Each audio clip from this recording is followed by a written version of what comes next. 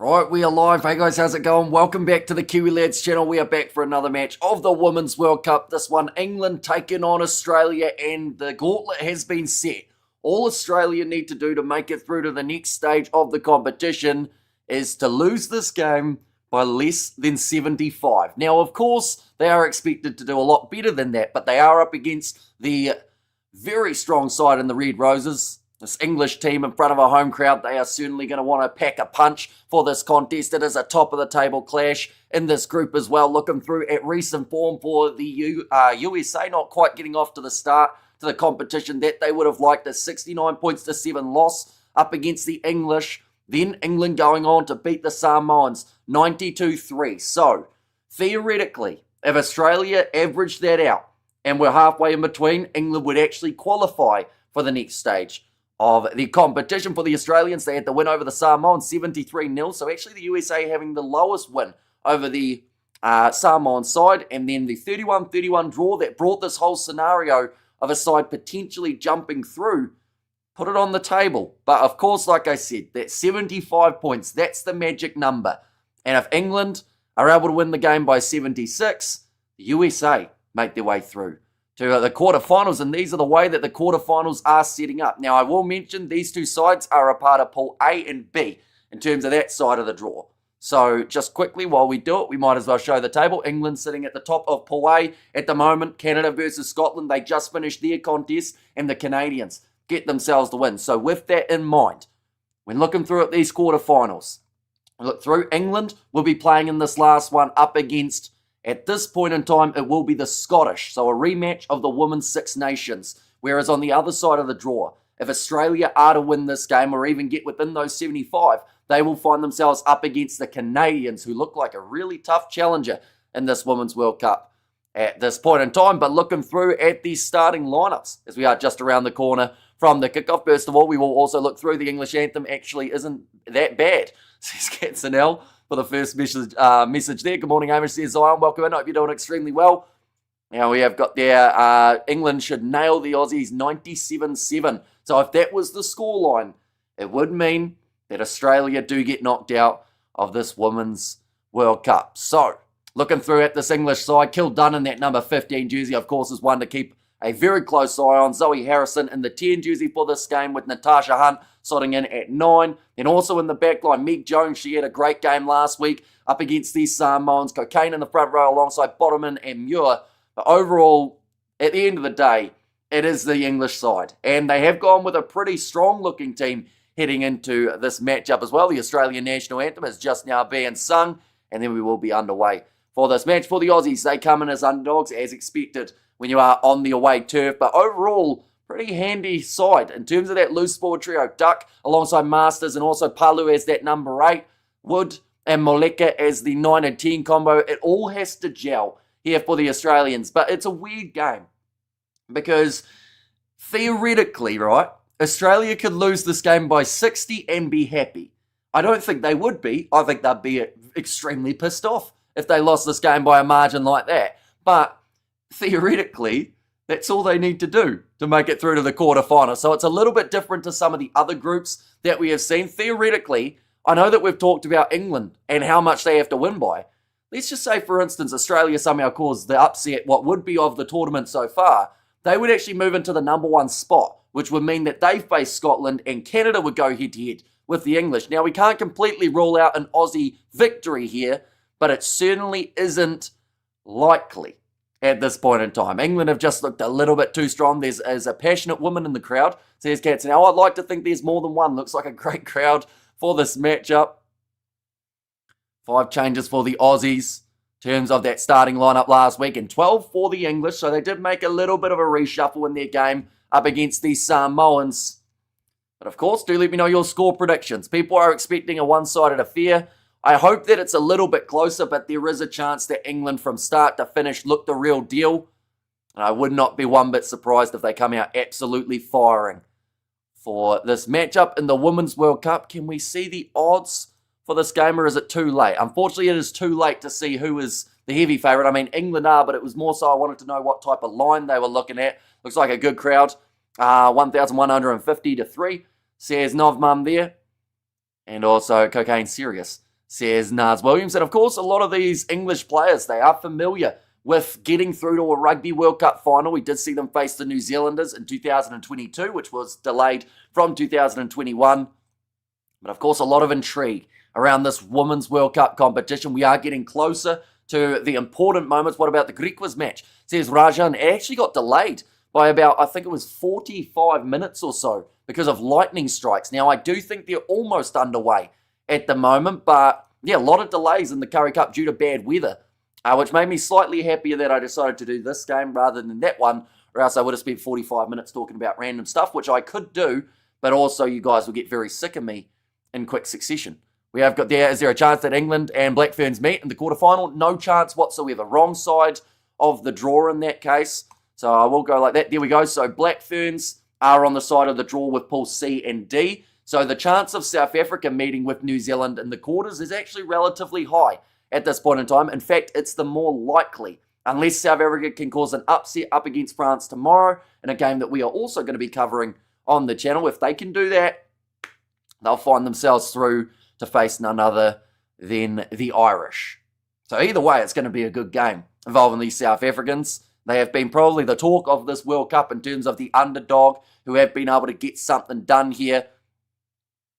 Can they massive, and I have to reiterate, massive underdogs here in Australia get themselves the win in this match? The question is as well for England, how serious do you go into this match? Of course, normally we see them go 150% every single time that they take to the field, but this game kicks off Australia claiming it inside of their 22 and deciding to sink the slipper into it, booting it downfield. Decent clearance from inside of their own turf. Nice clear from Caitlin Holtz. And, or how you spell that cocaine surname. So it is it is C-O and then Kanye. No, it's not. It's C-O-K-A-Y-N-E. I don't know why I thought that was Kanye. That's not quite how you spell it. You'd have to rearrange the N and the Y. But yeah, pronounced as the substance. Going off to the left-hand side. Australia with the possession around 50 metres out from England's line. Of course, their defence has been world-class throughout this Women's World Cup so far, but some would argue they haven't been tested up till this stage. They did dominate the USA, though, in terms of being able to go out and really make an impact. Here's the kick downfield from Ellie Kildunn, finding a bit of open space. The Australians, though, their counter-attack up against the US was extremely dangerous. Now being held on to by the youngster Holtz again, round the halfway line. And Australia having more possession throughout the first minute, so that can be a mini win for this Wallaroos side. Back across to the left-hand side again. And Australians, some of them not singing their anthem. I would F them off out of the team. Disgusting, says Richard there. I do think for the players, it's a bit of a weird one because maybe they've watched their games back and realised that the national anthems, they turn down the volume and just have the singing. Some of them might have terrible voices. Maybe they're saving our eardrums in that case. That's a nice kick from Australia. Awkward bouncing ball for Dunn. I thought she was just about in touch, and the call is yes, she was.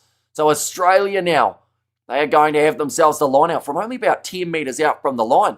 The Bok will definitely go through the finals, says Casper, and also we get the Aussie 29 to England's 28. Yeah, just touching that sideline for Kildunn, but this is a very dangerous place on the field. Talakai with the line-out throw here. Oh, she is annoyed, says Novam. Yeah, I feel like for a player of the class of Ellie Kildunn, that's the type of little error that we would normally not see from her. So to have it happen in this matchup, you know, you much prefer it here rather than the quarters. Now that is going to be nicely claimed by England off the line-out. Australia initially managing to claim their ball, but then a loose one picked up by Abby Ward. Now back line.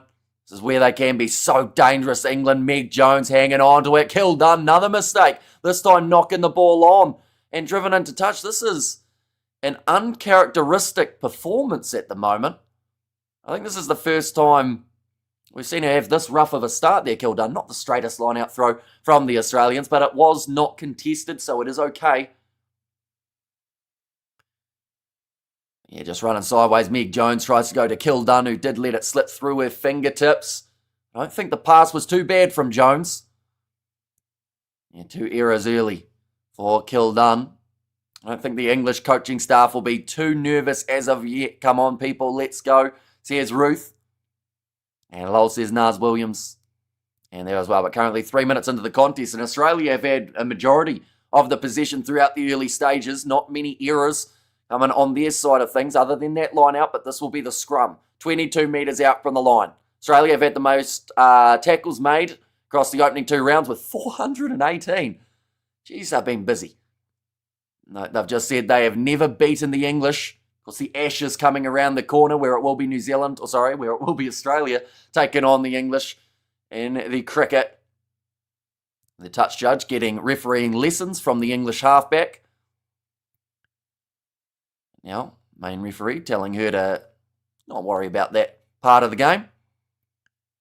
4 minutes in, though. And the English, they have faced a little bit of adversity at times throughout this competition in terms of some of the attack we've seen at them, but they haven't been tested fully, and I do feel like in this game, if Australia can do that, it actually benefits England as well. Gone down in the front rows, Australia get themselves the penalty. Now, we also have to remember, for the Aussies, it's been talked about in terms of points differential, but with the way that the table sits, USA currently find themselves, if we click here, USA are on 8 points. So all it would require for Australia to get some form of way of making it through to the next stage, I believe would just be a bonus point of some sort. And that would be all that they need. But going down in the front row is actually Hannah Bottomman, who was not used to getting bottomed out in that scrum department. Now another line-out throw for Ariana Talakai. You throw this one in I almost said 50 metres out, but it is only the 5 rolling maul defence from the English being tested early. Talakai well set off the back here. This one's going to be hard to stop. Marching beautifully towards the try line. Over they go, and Australia strike early and get themselves the try. That is a massive start to the match. Talakai, it's a bit early for taunting, isn't it? First try of the day, and she's already said, that might have been actually a lock and key. That might not have been zip your mouth to the crowd there. A nice one, says Nov Mum. Anyone catch New Zealand? Get hiding from South Africa recently, says Naz Williams, a nice Oz. And also we'll get a nice one, says Nov Mum. And yes, remember me, says Ethan, we certainly do. Now, chance here to line up the kick. Now, that game between USA and Australia had a few controversial moments off the kicking tee in terms of how long it did take for certain kicks to be taken. Shoelace on point, says Katzenel there. And Curry Cup match is about to start between the Lions and the Griquas. So did they actually get delayed a little bit more, Mornay? Because I know that initially it was supposed to be 10 minutes ago that game was going to start. Now lining up the kick, and it's looking pretty good there. Goes over. And now Australia have themselves the 7-0 lead over the English. And good for you for covering women's rugby, says Robert. We actually did quite a bit of the Women's World Cup last time round as well in 2022. Now the time zones were a lot better. It wasn't taking place at 4 a.m. like it is for this Women's World Cup, but I'm hoping to do a few of the quarterfinals as well, depending on any overlaps with the Curry Cup semi-finals. It may be slightly tricky for some, but I do think that these games, quarterfinal-wise, some of them will take priority. Well, England are very physical. Says Katzenel there, and they always are out there on the turf. They go at 150%. They will try and slowly break you down, run forward from Muir. Now going across to Meg Jones, who again finds the ball into the hands of Kildun. This time she catches it, going one more pass on the outside into the hands of Abby Dow. Australia doing well to get out of that breakdown and not give away a not rolling away penalty. Now again looking to go off to the left-hand side. It is Natasha Hunt. Now big skip pass out wide for the English. Too much space. And that will be the first try of the contest. It is Jess Breach does get it out wide for the English. The match is delayed by an hour, says Mornay Lagrange, for that Curry Cup fixture. We have a game on our hands. Wallaroos are really going to have to work hard. Absolutely, because we have just seen there, England needed one chance on attack to be able to score themselves a try. So Australia to be able to go pound for pound in this game and pretty much go try for try, going to be tricky to do. I think they're just checking that last pass, see whether or not it was forward. The Australian commentator is saying she thought it was. We have a game on our hands. And USA not happy to see that, says Big Rig. We're hearing there, the Aussie commentator, we need a TMO check on that one. It looked a mile forward. I can't do an Aussie accent. I would have actually been better off just doing my voice and it would have been closer than that. Good for Jess on her 50th cap. Says Akaris. Yeah, I feel like to bring up the milestone before a playoff game is actually in some ways beneficial, because then all of a sudden the pressure's off. Well, the pressure is on in a different way, but you don't have to worry about your individual accolades, if that makes sense. So to have it here, 50th cap, and also to score yourself a try is a great way to get another way. That was forward though. Says I Lollipop. It looked a little bit interesting, that pass, but that one's going to go into touch. Currently the score sitting 7 points to 5 after the missed kick from the English. Already 9 minutes through on this game, and the scoreboard does not want to give the try for the English. We have a good there. Do you say sweet as? I do say sweet as in messages, but not in person, I've noticed. I don't know why. Normally sweet as is followed with a thumbs up as well, but I never say it in real life. It's just in like messages. Like if someone says, yep, we'll be ready at this time, I say sweet as, thumbs up. That's it. But, out on the full from England there. Just losing a little bit of ground. Australia, again, will have themselves the line out just inside of the English half. And USA not happy to see that. Yeah, they need 75 points scored against Australia. In real life, he says sweet ass. I don't know about that. That would get me probably in a bit of trouble, I would think. Let's go, McCuzzies. Says sweet as. Was that your name already coming into the stream? Because if it was, we were just kind of talking about you. We were talking about whether or not we said sweet as, and there we go. In the chat, right on cue. I think someone needs to go to Specsavers. Says David, I know that I definitely do. I probably need glasses for long-sightedness. I'm not too bad close, but far away, she's an absolute... I was going to say fest, but I didn't know what else to say in that scenario. It's not ideal when I'm trying to read things far away. And now Australia in possession. Did the Griquas win? They haven't actually kicked off yet. I believe they're kicking off now. So there's still a bit of time to find out who will win that game. In fact, about 2 hours' time, we will be able to let you know. But yeah, if the Lions win that game, then Bulland go from a home semi-final to away, and that would be a bit brutal. Now I'll put into the pocket. Little bit of a shuffle there from Australia. Under pressure for Maleka. Decide to hang on to it, and this is where it gets a little bit dangerous when you're just out from your own 22, not willing to get rid of that ball. But it is understandable when you look at this English counter-attack and the way that they go. How the hell is that not a 4 pass for the try? Says Vic. I would have thought it would at least be worth a look, for that wide cut-out pass. Definitely with the whole body twisting and the way that she did it. But hopefully you do feel a little bit better, Vic. I know that you mentioned on the other live stream for the Curry Cup, I saw that you said you weren't feeling the best. So yeah, hopefully you do feel a little bit better. And hopefully Verna's handling that hour-long break not too badly. It is quite a brutal one, similar to what we have for the Lions versus Wales. But now, Lions versus Wallabies.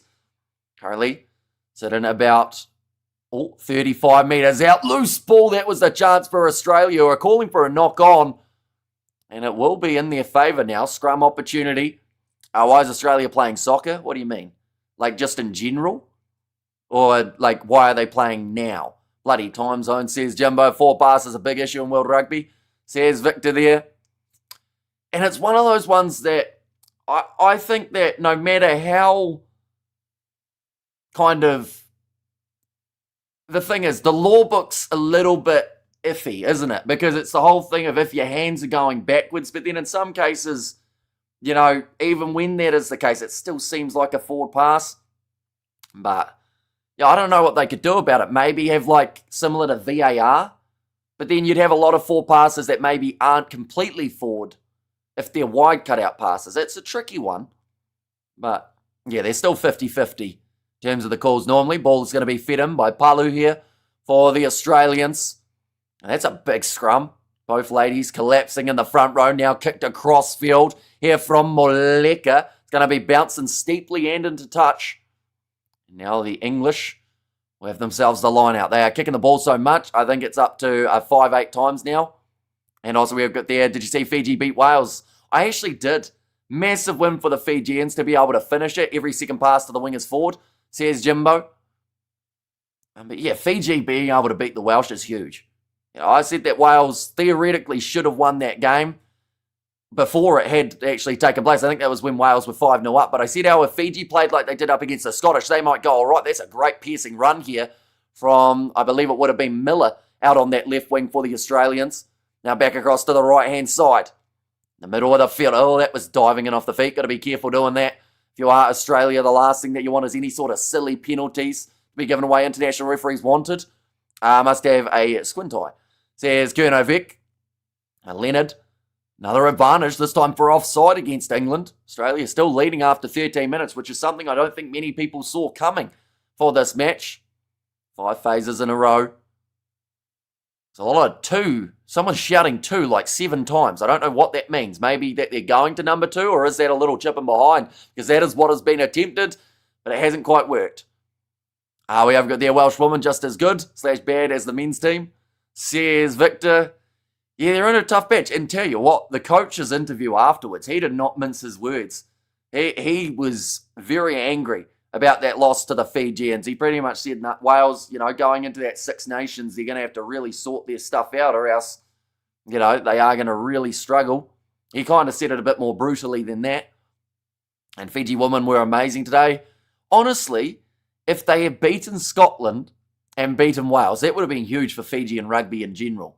They had managed to make it to the quarterfinals. Not quite able to do so. Scotland did get the job done, and they are rightful quarterfinalists. But yeah, we haven't really seen that massive upset. You could say that South Africa qualifying for the for the quarterfinals ahead of Italy. It's probably the biggest upset so far. There's still a few more big games taking place in the top of the table clashes for their groups. This is exactly what this one is. But now line out throw. Again, it will be Talakai, the lone try scorer for the Australians. And if you're Australia here, you're happy enough with the score sitting the way that it is. USA, they will be hoping that England start to get that motor ticking over. But that's going to be nicely taken at the back of the line out from the Australians. Now a little short pop pass, look flat once again. Now Pomari. Gone off to the right-hand side, finding Kapani. That number 3 jersey now across again for the Australians. Can they find some sort of go forward? Couple extra metres on the ground. Now back to the left-hand side. Numbers here on the outside and a chance here towards the corner for the Australians. Just the 5 metres out from the try line. Meg Jones is stuck underneath that breakdown. She's not trying to roll, but she also can't really move. The ball is available, says the French referee. Now back across. The hands of Palu there. Again across, using the big forwards here. Evening or the box beat New Zealand. Or if the box beat New Zealand next week, then Hamish to shave his eyebrows. No, I'm all right. I think I'll keep them on. I was considering saying that if South Africa still win in Wellington, I would still get the buzz cut, but I haven't decided if I'm being generous yet. And Attack McCuzzies says sweet as pick and go. They're going to be held up, though. Just a little bit of a wrong choice trying to go for that one there. How do they miss 15 points total from kicking? Says Katzenell. How did they miss 15 points? Who are we talking about in that scenario? South Africa, Italy? Which team? Yeah, South Africa beating Italy was the big upset. And agree, South Africa surprise, says Victor.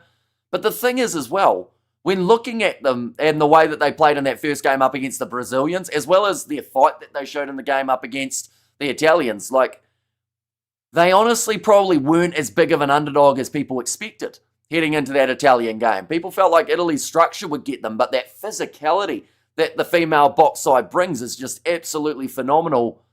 And I'm curious to see how they do up against the French. Because the top of the table spot could be on the line. Then they face Ireland in the quarterfinals rather than New Zealand. And that is a massive difference going up against the Irish rather than the world champs. But now trying to get the turnover and the breakdown there for Abby Ward. She's fallen on her forehead and kind of is in an awkward position in that breakdown again. Now manages to roll away. I'm back across. Samantha Wood. Still patiently building here for the Aussies. Respect to the All Blacks wasn't our night. There's Tommy Tank. Uh-oh. She's lying on the ground. She does not look too good. She's doing a roll onto her back here. I think that might actually be Talakai, which would not be good here for the Australians after such a great start from the Aussie hooker. The biggest upset will be when South Africa win the World Cup, says Gas. Well, to be fair, they've got a few games until then. They have to make sure they win that quarter and the semi first, where they will be up against top opposition. But, they seem to have the belief at the moment. They've talked about it. Even getting through to the quarterfinals is considered as a massive, she got knocked out bad there. She kind of went to sleep as she was falling towards the ground. Referee looks like Curry from Fallout 4. Says Big Rig, and a woman more physical than our men were today. Says Victor. But yeah, like LA in their number 8 jersey, she's just willing to absolutely smash everybody who's out there on the field. And even someone like a Nadine Rus, she packs a punch for a lady of her size. And the fact that she can pretty much juggle between being a 9, a 15, anywhere else in the back line, really. And she's got the jackling ability to be in the 4-pack as well. Like, those type of players are the ones that can help you win games. And, they just have to avoid those injuries. Do Scotland get the winner of this game, says Malcolm? They do, yes. So, pretty much, England are looking like favourites.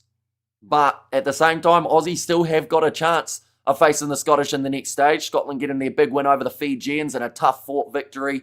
And then alongside that, just recently losing to Canada, but still securing that second spot after a big win in the first round. Hamish, you want that buzz cut? I don't think I do, but I'm also sometimes a bit too nice. So I feel like it will literally take not a lot for me to go, you know what, fine, I'll do it. But I don't think it will be a look. I think that it will be one that I hope my hair grows quickly, or I'll have to start wearing a hat. The Springboks beat the All Blacks in Wellington, shave off all your facial hair. We're talking eyebrows as well, though. Like, I was going to have a shave before this last match anyway, but I just ran out of time. So I'll probably be trimmed up anyway, heading into the next matchup. Going off to the left-hand side, though, after that bit of a stoppage for Talakai's injury. Australia, it actually looks like it's going to be Miller playing the halfback role there. Now back for Samantha Wood. Good barnstorming run forward from the Aussie pack. Looks like that ball's kind of trapped in there. Now Wood goes across again to Palu. Been told to release it. England's defence is being tested here. Now, they haven't really leaked too many tries. It was only that one rolling maul. Other than that, it just seems to be, it's good phase play from Australia. There's no denying that, but it's also very solid defence. So I feel like both of these sides actually matching each other quite well, which Australia would take as high praise. We have good their low score at the moment, says Ruth. And Artie Savi is a menace in the breakdown, best in the world. Yeah, when he gets that turnover right, definitely that one in the 79th minute, it was huge. Now, England taking it back into their own in-goal area. Kildunn thought about kicking, but the post was going to be in her way. They now sinks the slipper into it. Oh, getting a little bit lost there for Miller trying to retreat, but that is a brilliant kick from Kildunn. Yes, eyebrows included. No, they will stay on the face, surely. You don't realise how weird you look without eyebrows till you don't have eyebrows. The ref has a bias problem. Says Cats now, who in favour of in this match? We haven't even seen that many penalties, have we? Now Talakai ready to throw this one in. And England seem rattled a bit. Well, I think they're just being contested by the Australians. We're actually seeing a side try and compete with them up front with physicality, but almost picked up by Meg Jones. Call of a knock-on from one of the Australian players, but it will be play on. Kildunn out by the wing. She's going to try a little grubber, and behind her she's tackled over the sideline. Awkward bouncing ball there for Moleka. And England says gets an L. And also England look a bit shocked, says Ruth. And there as well. Will you be doing the Black Ferns game? We certainly will be. Black Ferns versus Ireland, followed closely by the match taking place between South Africa and France, but the penalty goes the way of England inside of the 22. It was in off the feet from the Aussies there. Now, kicking this one into touch, and Aussies are here to put good game in. Yeah, and they've been going all right so far, Australia. Like, I know that it sounds like we're just praising them. England have been world-class on defence. Absolutely no denying that. I'm sure there's a filter for that, no eyebrows. I probably could find one, but I also don't want to look at what it looks like. Now going for the rolling maul here. I did try and find a buzz cut one, but it made me blonde. That's going to be the try for the English. As well done off the rolling maul. Cocaine gets in for her second try. Oh my God, the floodgates have opened. Says Katzenau and try. Says Big Rig there in the crowd. Absolutely loving that one. Cocaine for her second. It could be the second of many throughout this Women's World Cup competition. England always have that rolling maul to fall back on.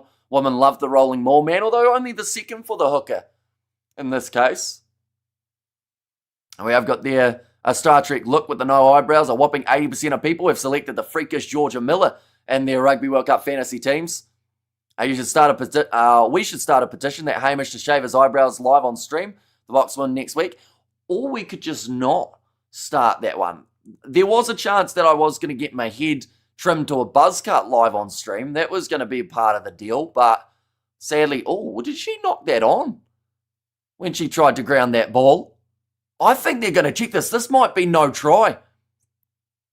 Sounds like they are going to be going back here. The TMO getting involved. I believe there might be the knock on from Cocaine.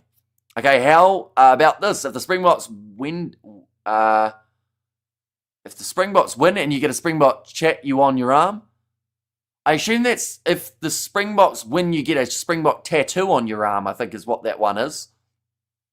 Yeah, it's knocked on. So it is going to be no try. How did you think about the South Africa versus New Zealand game? I'm stoked. It was a pretty solid test match at Eden Park. The Box definitely didn't play the way that some expected. You know, with such an advantage in the aerial battle, we just didn't see enough contestable kicks going up. The fact that Cheslin Colby was out on the wing with Rieko Ioane, yet we only saw Ioane maybe 2 or 3 times, tells you that it was nowhere near targeted enough. But yeah, New Zealand, they'll be bloody happy to get that win because it was the one that everyone was looking at, knowing that it was going to be very tough to do. But this is the knock-on, no try for the English, which does now bring the scrum 5 metres out from the try line. Offside. Wait. Oh, okay, no, sorry. It won't be the scrum feed for the Australians because it's still going to be England's penalty. So they will kick for the corner, and guess what? They're going to try that exact same move again. Zoe Harrison's goal kicking is not as good as Helena Rowland and Emma Singh says all in the game. And, I don't think it's going to hurt England too much in these games. Ball stolen by Australia, but it's in those playoffs that would be extremely crucial. Yes, then you get a Springbok tattoo on your arm. I'm all right. I haven't actually got any tattoos yet, and I feel like if the first one I got was a Springbok tattoo, I would actually get kicked out of the country, and that would mean I'd have to find another country to inhabit. I don't know which one to go for. With a Springbok tattoo, I'll probably get welcomed with open arms into South Africa, but yeah. No, I don't think I'll be putting any ink on the body anytime soon because I'm too indecisive. Can't decide on anything. And what a steal says, Cats. And how are you happy about the result? I'm happy for the All Blacks. I know that they were under huge pressure heading into the game. I still think the series could be 1-1. Switzerland is neutral. Then I'll be able to go just down the road and see Vic and Vern. In that case, flat ball forward, I think, into the hands of Kildun. They have called it. And it is now going to be the scrum for the Australians. So once again, surviving while still leading in this matchup. And come on, Australia. So here's Richard. Hopefully that scoreboard will go back to the 5-7 that the score does sit at for the stage of the contest. This is much closer than anyone thought. And Aussies will put English Lady Bulldogs on a leash. Or we'll put the English Lady Bulldogs on a leash. That sounds... The thing is, I feel like you can say that, but I feel like me saying it doesn't sound too good. I have tattoos. Says Novmum. Are they Springbok logos, Novmum? Out of curiosity. And the error so far. 4 for the English compared to just the 2 of the Australians. And how kinky, says Big Rick. Scrum feed again for Samantha Wood. They are 2 dots. Okay. Any significance behind the 2 dots? I assume there'd be some sort of story, right? Or was it just the case of getting it and then you're like, ow, that hurts, try it again, ow, that hurts, no thank you, and left. I had to get them for radiation. That's probably a much better reason than my one. I would say South Africa will welcome you with open arms if considering a Springbok tattoo. Says Mornay, and just a tiny one, bro. Says Ethan, this doesn't look too good here. Hannah Bottoman has stayed down for the English. She looks in a lot of discomfort. That was after, I believe, that last scrum that we did see. And go hard, McCuzzies. Says Sweet Ass. Why does she have an accent, the ref? Is she Canadian or French? She is French. And still too close, says Ruth. In terms of the score, you're 24 minutes through. Besides, hard to split them at the moment. Be unique. Don't have a tattoo. They used to mean something tangible. Now they've just become a fashion statement. I'm 66, I have 5. But by God, they mean something. I've earned them the hard way, says Gurnovic. Yeah, see, I don't think I would ever, well, maybe down the line. I feel like something family related, maybe, is about as far as I go. But I don't know whether or not I'd go for like just a random quote or anything like that. But I feel like, I don't know if I need one. I'm pale as it is. So I feel like a tattoo would stand out like a sore thumb. And damn it, got Bottoman in my fantasy team. Yeah, she's currently still down. She doesn't look too good. And I think it might be the hip or something around that kind of region. They used to call the tattoos the mark of the beast when only sailors and cultists had them. Says Big Rick. And yeah, looks like the change is about to be made for the English. This will be a concern for England if she is unable to continue, not just in this game, but throughout the rest of the World Cup. She's in a huge amount of pain here. And I'm not actually too sure what it is. It's either hip or maybe something up there. Could be groin. And kind of hard to see an 18-year-old girl with a pony tattoo marked by the Beast LD. We have got there so you can get the All Blacks going to lose. Surely you are confident in your team. Says Ethan. I just don't want a tattoo, really. Listen to Rose Tattoo by the Dropkick Murphys, and you can do the Bok Tattoo with the greatest of confidence. We have place for you in South Africa. I'll make you a sports commentator or sports journalist on any of our mainstream radio stations. There you go. That is quite the offer. Now being thrown in. Nicely taken. And then I would be able to braai because I haven't had a braai and I feel like a barbecue does get criticised. Get some boerewors going. Oh, that's another knock on from the English. I have 6 blocks on my inner forearm, paying homage to my granddad's Holocaust tattoo. Says Gatsanel there, and also Pirate, says Roof. And bro, England has 5 points. You got it wrong. It's an online scoreboard that doesn't want to give the points back. So we just have to wait and hope. As you can see, the score in terms of the time is still updating. But yeah, it's not taking it back from the English. They were actually hesitant to give England that first try too. Only 25 minutes through on this match. Are you scared that the All Blacks do you? Surely you back your team, says Ethan. I think that if I was to get either team's tattooed onto my body, then I would no longer be seen as impartial. It's like if I was to wear an All Blacks kit during the live stream. People wouldn't go, oh, he's obviously going for the box. Get a tattoo on your forehead, says I Lollipop. I think when I'm like 97, I will get idiot tattooed on my forehead, just so that I can say the old school saying of like, does it look like I have idiot tattooed on my forehead? And they'll be able to say yes. There we go. Tattoo at 97, that's my plan. Oh, I just got to get to 97. Line out throw here for Cocaine. Scoreboard has changed. There we go. They heard the yelling at it. Decided to play the game. Nicely claimed by England. I'm going back across that. Looked almost forward as well. Yes, it is. It's been a weekend of forward passes, hasn't it? That one, Natasha Hunt getting wrong. You don't want a tattoo, but if the All Blacks win, you won't get one, and you think they're going to, so you won't get one. Exactly. Yeah, no, I won't get one either way, I think is the gist of it. We have got their Pirates Warriors. That's what my mum told me of tattoos in the 1970s. Did I listen? Yep. Says Kerno Wick. And well, what is up with England? They're just making a lot of errors here. And they are currently still down after 27 minutes. I don't think many were anticipating them to be behind heading into the halftime break. But that is the possibility at the moment. And the crazy thing is their first try looked so easy. It's just pretty much a run-in. But now, still time waiting. Back underway. Now goes into touch. There might even be a 50-22 here for the Australians. A bit of a round of applause from the coaching staff. 97 with your sleep schedule. I doubt it, says Gatsanel. We have got their barbecue isn't any worse than braai. Both fire up the meat, says Ruth. Just get a tattoo where it's not visible.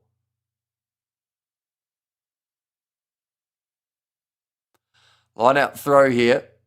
I thought of a terrible idea. But rather, no, I'm not even going to say it. That's going to be a secret of where to put one. But now going off to the left-hand side, 10 metres from the try line. Chance here for the Aussies to get themselves another one. Game on, McCuzzies. Says Sweet as. That's pretty much ball game for the USA. Says Big Rig Joe. Yeah, I think with how close this game is, unless something really crazy happens in the second half, like a couple yellow or red cards for the Australians, I think they've done enough here to just keep it on in this competition. Face Scotland, maybe even face the Canadians. Getting driven backwards there, Australia again. Seems like they are more than up for the challenge here. Aussie gets in a fight and gets 7 red cards, says Big Rig. That would change the game. Although I also feel like that would also end the game, wouldn't it? That's USA's only hope, says Big Rig. Now 10 phases in again for the Australians. Some quick hands, but the ball is dropped. Will be taken back now by the English. Kicking quickly was Natasha Hunt. We have got there probably a butt cheek tattoo. You were thinking, eh? I actually wasn't. But I'm not going to tell you what it was. If you appear with a bot tattoo on your cheek, can be temporary for a bot quarterfinal. I'll definitely join this channel. You can take the tattoo off at the end of the game. How's that? I'm all right. I'll just leave my face the way it is. I've got a Springbok shirt, not an actual kit, but like one that says like Springbok World Champion. So maybe one day I'll wear it. We have there Hamish has a trance stamp. Says he's just too has a trance stamp from Big Rig Joe. He's just too embarrassed to tell us. Yeah, I've actually got a tattoo just above my butt cheeks, and it says exit only. Someone will believe that. I can guarantee you right now. I don't. Fun fact, but isn't that a good idea? We have got the Zero Sophie Blue Bags. Isn't going to lose, so then just do the deal, says Ethan. Who is Zero Sophie Blue Bags? That sounds like such a good nickname for someone called Sophie. And maybe it should be. We have got there wearing the Springbok shirt will be equally okay, says Casper. Now Australia around the halfway line. Oh, the turnover's good though in the breakdown. England getting themselves the penalty. The All Blacks, says Ruth. And also we have got the Cocaine Sun by Eric Clapton. We have got the All Blacks. And my mate used to tell girls that he had a monkey tattooed on his belly button. That if they put their hand in his trouser pocket, they could feel its tail. Nowadays, that wouldn't slide, would it? In fact, probably back then it possibly didn't slide either, but definitely not nowadays. Get yourself in a bit of trouble for that. And we have got Australia, way too strong at the ruck, and scoreboard cut up, says Big Rig Joe. Why England so much against Australia? England probably underestimating Australia. I think their handlings just let them down majorly in this contest. They've had about 6 handling errors, about 3 forward passes alongside that too. Now big attack and run from the English though. Looking to strike before the halftime break. Still making a couple of extra metres off to the left-hand side now. Popped in behind. Oh, told to stay there in the breakdown so that she wouldn't end up with the penalty. Come on, Aussie. Says TKO. I need to buy this English jersey, says Katzenell. And also, Aussie seems nervous today. Says all in the game. Hamish, I'm smiling. Says Ruth there as well. But now off to the side, an advantage and play for the Red Roses. That was a huge clean out too, but skip pass on the outside. Big chance for Abby Dale, who just throws herself at the opposition try line. Being told to stay out of there for Caitlin Hawson. I think she's got herself penalised again, just 1 metre short for England. This has to be a try for this side. Definitely with how clinical they normally are. Pick and go. 3 metres out from the line again for England. Now another, I think that was a knock on the ground from England again. They may just check that one before. If they do end up scoring themselves the try, which currently they are still working on doing, 1 metre short, still just inches from the try line. That will be the try, but are they going to check it to see if there was that knock on in the breakdown? Give me a score prediction for next weekend's game. I think it's going to be less than 7 separating the two sides. Is it Sunday in New Zealand? Yeah. Yeah, it's currently 4:40 a.m. on the Sunday. I was confused whether or not it was Monday, but no, we're still on Sunday here in Kiwi land. Tomorrow's rugby headline, England guilty of throwing Australia match, says Jimbo. Another forward try, 3 in a row, says Big Rig. Yeah, nicely done. I actually think there was a knock on, and Talakai thought the same while she was lying on the ground, trying to stop the defence.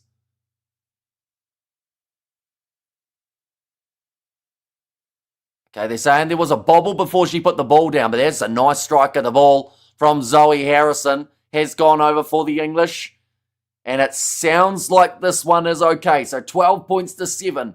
Now the way that it sits. Prediction for this game, who wins? England should. And they came in as extreme favourites in this matchup. But Australia have been competitive throughout the early stages of this match, so that has to be a bit of a confidence booster for the Aussie ladies. So they just walked their way up to the halfway line. Okay, that one didn't quite show the knock-on that they were calling for. Oh, come on. Okay, no, never mind. I thought for a second they were going up for the TMO, but this is now a sub that has taken place. I thought, how late are they going to leave it? It is now 6:40 Saturday in South Africa. And also, come on, Australia, says Southern Renegade. Yes, because I know New Zealand is 10 hours ahead of South African time. And what is the last 10 minutes of Springboks? Though excellent, and then the referee interrupted the momentum. So here's Ethan there. They are just showing the live standings at the way that it currently sits. England would be on 14 points. Australia, because they are within 7, would get that bonus point anyway. But at this point in time, all they have to do is not lose this game by 75. So I think that's doable. Right, it looked like they were getting ready to make that change. In the front row, where can we watch live? Rugby Pass TV actually have these games free to air, depending on what country you're in. So that could be your option. If England win, you can wear a red rose. I actually have socks that have red roses on them and they're white. And I don't know whether or not they're actually English socks or whether that's just literally the pattern on them. But I could wear those. Maybe I'm wearing them right now. Fun fact, I'm not. I've got red socks on. That's also red, though, for England. Spring is very warm this year in Gauteng, says Southern Renegade. And also, yeah, Australia would have to have the worst second half in history of rugby to not qualify now, says Big Rig. Yeah, that's the thing. Every time that there's one stoppage or a scrum or anything like that, that just books Australia that little bit closer to getting themselves through to those quarterfinals.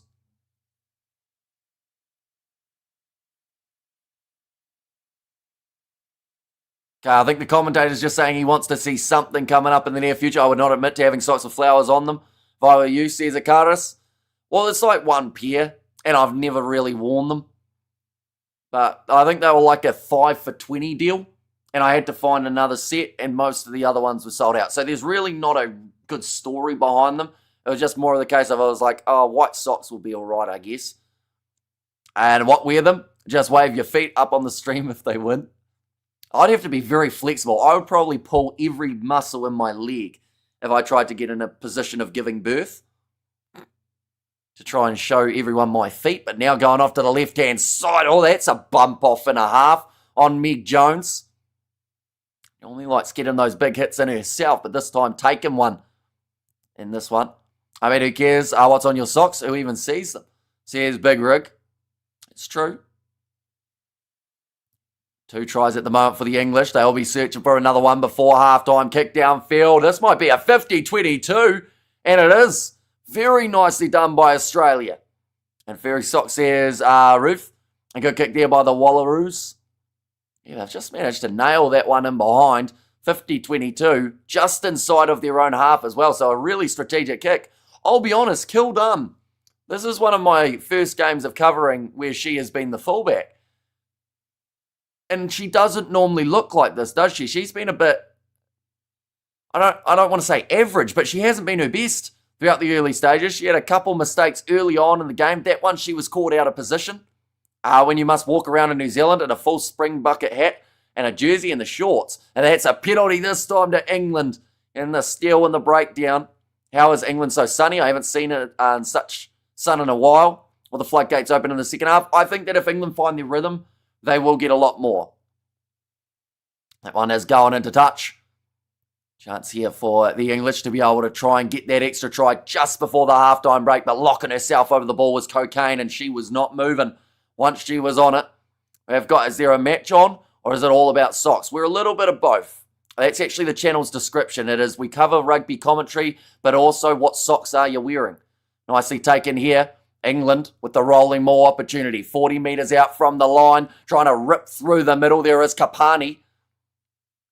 I think they were possibly asking for the penalty there in the breakdown, England. And they don't quite get it. So then 35 metres out from the line. Back across to the right-hand side. Now it is the replacement loose head on the field for Bottoman. Flight socks, says Eric J. And Rugby has stop start, so we talk about random stuff during the lulls. Says Big Rig there. And now another knock on from the English. How many are they going to have in this game? Oh, I want to say they're close to about 7 or 8. That one's taken back, so it is out on the full, but they will go back for the initial knock on, which then gives Australia the scrum feed. And dare England have butterfingers. Says Big Rig there. When I was waiting for you to go live, I was training my training my rugby. Slotted all my kids. I assume you'd mean kicks for that one, but yeah, nice work. You mentioned about your kicking accuracy being all right on the last stream. Suffering from compression, says Eric J. We have got there, England are a bag of nerves, and the Sharks rugby fans are friendly. Been to Kings Park a few times, says Southern Renegade. Looking like she's struggling a little bit here, Talakai. It's not the first time that she has been down with some sort of injury, and I don't think it will be the last in this matchup. Meters made at the moment, 294 for the Australians. It's been a hectic kind of start to the game. Save the Springboks. When did you must wear the jersey, the hat, and the shorts? I probably won't, because I like not getting bashed. Currently 3.5 minutes remaining in the first 40 minutes. The Sharks rugby fans, I read that one, didn't I? The Sharks, they will be happy. They managed to get themselves their win in the Carling Curry Cup. We also saw Western Province beat Boland in the most recent game. There's currently a matchup taking place in the Carling Curry Cup as well between the Griquas and the Lions. One got delayed by quite some margin because of the lightning and whatnot, another penalty. In fact, her arm's not extremely extended. This might just be a free kick here for the English, or she might have a tied arm. It looks like it's a free kick now going off to the left-hand side for England. So only about 12 metres out from the try line. Trying to work it away in the breakdown from Australia, and it will be another penalty going against them for dragging that ball back. Australia can't keep this up. They're going to lose steam, and they have to be clinical, says Katzenell. And some of the Sharks rugby fans on here have sharp teeth, says Jimbo. Here as well, but hands in the ruck, and again, England kick this one towards the corner. A moment, we will go like that. And we will go like that as well. I'm quite curious to know what will happen with that Carling Curry Cup game between the Bulls and the Cheetahs, seeing as there's such a delay, but rolling more for England. All they had to do was drop over the line, and this time it is Kabea who manages to score it. Nicely done. 10 points difference now. But yeah, that game between the Bulls and the Cheetahs is starting up in about 10 minutes' time. And at this point in time, there's still another maybe 40 minutes or so remaining of that Griquas versus Lions game. That's a tricky one. Bit of a predicament. Yes, I mean, kicks my auto bag correct. Says Ethan there, and another England rolling maul says all in the game, and England are about to run right in the second half, says Katzenell. What was that meant for me, says Lilia B there. Now 2 minutes remaining. Ready to line up this one, and straight down the middle again for Zoe Harrison. But my contesting is getting better, says Ethan. I saw many great fights in the stadiums in my life, says Southern Renegade. And also Kabea versus Georgia Miller will be a tasty one. I hope it does happen, but the way for it to happen, I believe, is I think they would both have to make it to the final, wouldn't they, in that scenario? Okay, at least wear the jersey, says Ethan there. Also always says Lilia B in there as well. But 1 minute remaining of this half of rugby. England currently 19 points to 7 up. It could go from bad to worse here for Australia if they can't find that rhythm. Now, it's going to be kicked off here. Nicely taken. Sitting about 40 metres out from the line will be where the line out has taken place. In fact, it might only be shorter than that. Yeah, in fact, about 28 metres from the line now. Are the Aussies getting tired? I think they're slowing down a little bit. Although this game has been a bit stop-start, so I think that has also probably worked in their favour, that they haven't had to absolutely empty the gas tank. But England are the type of side that will try and make them drown in that second half. Nicely claimed by Aussie. They need to get themselves another try before the end of this first half if they want a really good chance of winning this game. Going for the grubber in behind. Kildown back to cover, manages to claim it. And just like the men's side, that is the same tactic that they tried to use time and time again and did fail up against the Argentines. Nice kick in behind. Now Australia controlling that ball in the hands of Piper Duck. Just the 8 seconds remaining in the half. Aussies need to reel these fish in. Says Roof there. Now another big step.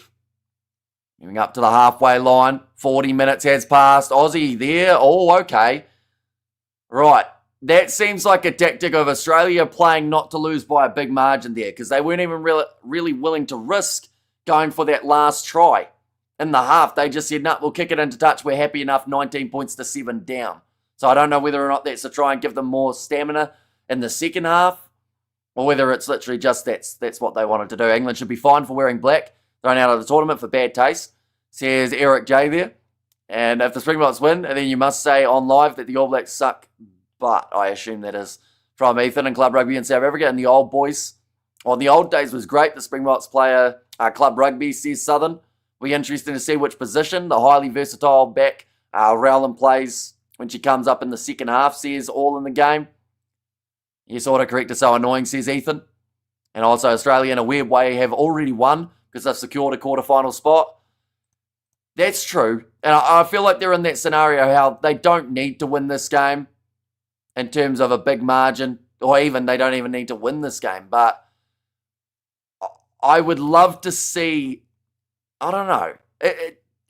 For me, that was just not the most positive mindset going into this game for Australia, heading into the second half. You know, you at least want to try and get one more try because they could have got top spot, could find themselves up against the Scottish rather than Canada if they were to push and win this game. Shocking from the TMO. First palm try was forward.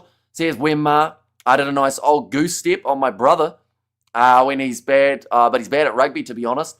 Says Ethan, you want to see the same fire the men shout? You want to see that same fire the men showed this morning? Yeah, that kick for the corner, the aggression. Harry Wilson yelling at his four-pack saying, come on, boys, this is our game. But for Australia, you know, they weren't in a bad position on the field. Could have looked at maybe moving forward and then try and just create something. They've already got that one try. That was from the rolling maul. These two seem to be taking it easy. Yeah, in a way, it's almost like just preservation for these two sides. It's not going anything too crazy aggressive. So Aussie's happy to lose. Oh dear, says Paul. Yeah, I don't know. It seemed weird that they were just like, yeah, nah, we're all right. I'd hope that Australia would go for the bonus point for your 4 tries. They would go through as a result, says Akaris. Yeah, or anything less than losing by 75, they will go through. So obviously taking a bit of time out of the game in terms of, you know, I don't think they can lose from here. In terms of by that 75, England don't want injuries. Australia are prepared to fight another day, says Big Rig. And the difference is that England are playing home, not Australia. Says Cats and Al, and looks like England is going to win, says Southern Renegade. And also we have got the shot with the TMOs, says Wemma, but earlier on, but currently at halftime in this match, which does mean that Curry Cup game is starting in 5 minutes between the Bulls and the Pumas, unless, of course, the Bulls and the Cheetahs, unless they do end up delaying that game. I'm actually a bit interested to know what they're going to do there, because I think it was supposed to be on the same channel here in New Zealand, so you would think, with that being said, it's actually going to be really weird because of those slight delays. But currently that Griquas game, you know, they're only 40 minutes in. They might not even be at half-time yet. Looking at it at the moment, 38. At the moment, the Lions are leading 12 points to 7. They're kicking for the 3. Having a little bit of trouble with that kicking tee at the moment by the looks of it. What's cool is 3/4 of the Rugby World Cup games today have been competitive. Says Big Rig, yeah, we're certainly, you know, we're at the right part of the competition where everyone is a lot more closer in terms of the matchups. You know, we're seeing the two bottom sides facing each other and we're seeing the two top sides going head-to-head. That was not the case for the past 2 weeks. Yeah, and I know that the first round's got a lot of critique, but at the same time, the fact that we're seeing these games now, I think, is better heading into those quarterfinals. I do see that the Griquas Zwellendaba is actually in the bin at the moment for this Griquas side, who are down by the 8 points. I did a nice old goose step on my brother. So here's Ethan there. The goose step can go a long way. We did see it earlier on in that All Blacks versus Box game. The Invisible World Cup has never ever been lost by the men's or the women's Box national teams. For rugby and sevens rugby, that cup has never left South Africa. The Invisible World Cup. Or sorry, the Invisible Word Cup. Is that like for crosswords or maybe a spelling bee of some sort? Congratulations on this morning, Hamish, mate. But I think the Box will bounce back next weekend. I agree. I think that South Africa will come back a lot stronger in that Wellington Test match. They actually had their most recent win in New Zealand in Wellington, and after that they also had a draw 16-16, so they like that ground. Little bit of wind to probably deal with. The weather in Wellington can be 50-50 at the best of times, so I'd assume that it's going to be a little bit hectic next week as well. But yeah, it will be intriguing. See what ends up happening there. The Invisible World Cup, Harry Potter versus Sue Richards. That was a hell of a final, says Big Rig. We have got there Mateus and Tukkies. Was always the great university game in South Africa. That was awesome. The Box played in those games. Those were the days, says Southern. Yeah, and the Currie Cup has changed a lot. Like, I've got it on at the moment while we're at the halftime break between England and Australia. We will get up the benches, though, as well while we're at it. But, you know, the fact that only now we are starting to see those Box in the teams, you know, it has frustrated a lot of people. You look at Western Province beating Boland because they had their URC players back, whereas Boland don't quite have that luxury of having plenty of extra players to be able to select. You've got Tia Hines in that number 22 jersey for the Australians. She is from the 7 setup and does extremely well. Aitchison off the bench alongside Helena Rowland. And already we've seen a couple changes being made due to injuries, mainly in the propping department. I believe Clifford and Pohiva are both out there on the field. Go like this. We got like that as well. But yeah, currently sitting at the halftime break now in the Griquas versus Lions game 2. So that is going to be just before the kickoff for the Bulls and the Pumas, and the Cheetahs was going to be taking place. Hashtag no sleep for Hamish trending. See Xander there. I reckon we'll have at least a 20-point gap by the end of the match. That's probably not a mile off. I think almost even more than that at the moment is what I'm thinking. Because if Australia, that wasn't a bad chance at the end of the half to be able to get themselves one last attack in play. Apologies, the Invisible Rugby World Cup. So here's Casper there. And also we have got there Sky Sports Ireland dropped the Griquas game because of the delay. Interesting. I mean, that Pumas, I keep on saying Pumas, don't I? Pumas on the mind. But the Cheetahs versus Bulls game is probably the one that more people will be looking for out of the two. But they're both thoroughly important. But you just don't plan for those type of delays. You know, a lightning break for about an hour on a Currie Cup game. Pumas had a good game today. See, it's Big Rig there. Do you think the Springboks are still capable to win the rugby championship? It's a good question. I think that, to be honest, they've got enough grunt in the tank to be able to get that win in New Zealand and then from there switch on over, you know, and have a good crack up against the Argentines too. But I would say it's going to be tough. You know, they haven't helped themselves here other than that bonus point. They needed a bonus point in that first match up against the Aussies.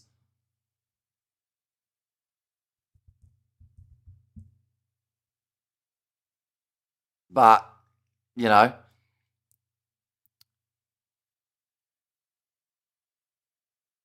what is this ad? Oh, okay, it's a deodorant thing. It was just zooming in on people's butts and then their breasts, and then it zoomed in on a bloke's balls, and then they were like, hey, you want to keep these fresh? Use this. There you go, advertising.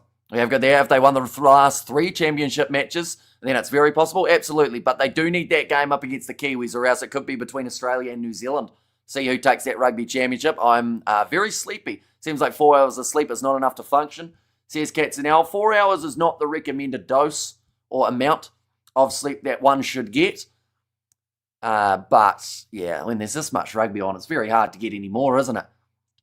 We have got there was actually the Bulls versus Western Province in the varsity colours. Says Southern Renegade. The public can't get over the poor performance versus the All Blacks. I wouldn't be surprised if some retirements follow soon due to media pressure. Says Xander. Yeah, it's a brutal game, and the thing is, they just didn't look gelled, South Africa. They didn't have an awful... there were moments. Their scrum looked strong. And I do think that if they had been able to get one or two more scrums going later on in that game, it could have made the difference.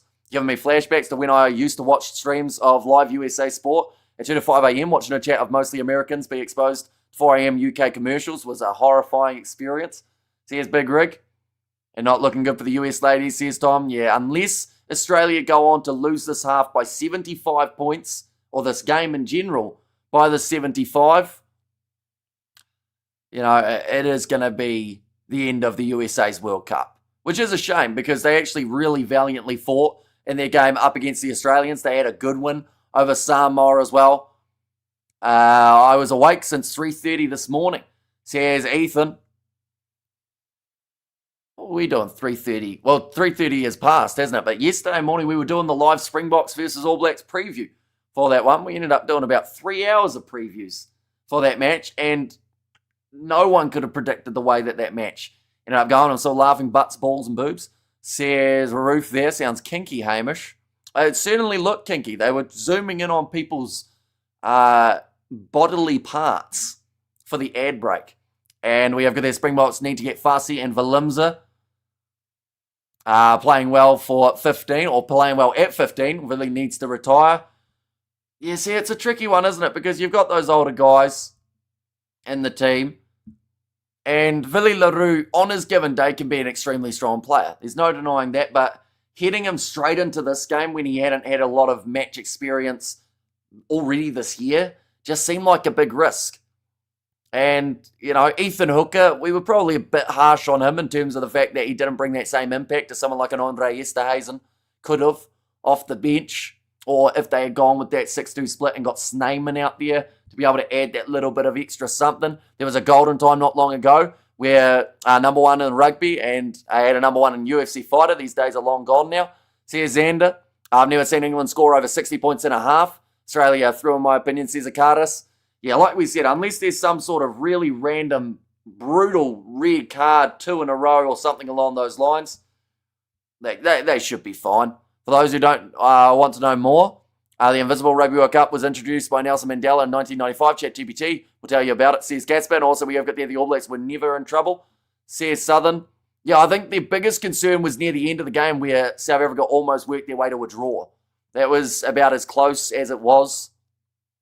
But, yeah, overall just not really getting it too wrong as a whole. But what we will do, ladies and gents, these are the quarterfinals that are taking place. 12 a.m. New Zealand time on Sunday morning next week. So that will be after the hecticness. That will be the Rugby Championship round number 4. And then that will be first in Pool C, which I believe will be New Zealand, taking on second in Pool D, which at the moment looks like it could be South Africa. So we're going to have 2 games on the channel in a row that are South Africa versus New Zealand. Then from there, Pool B versus Pool A in the second position. I believe that will be Australia versus Canada.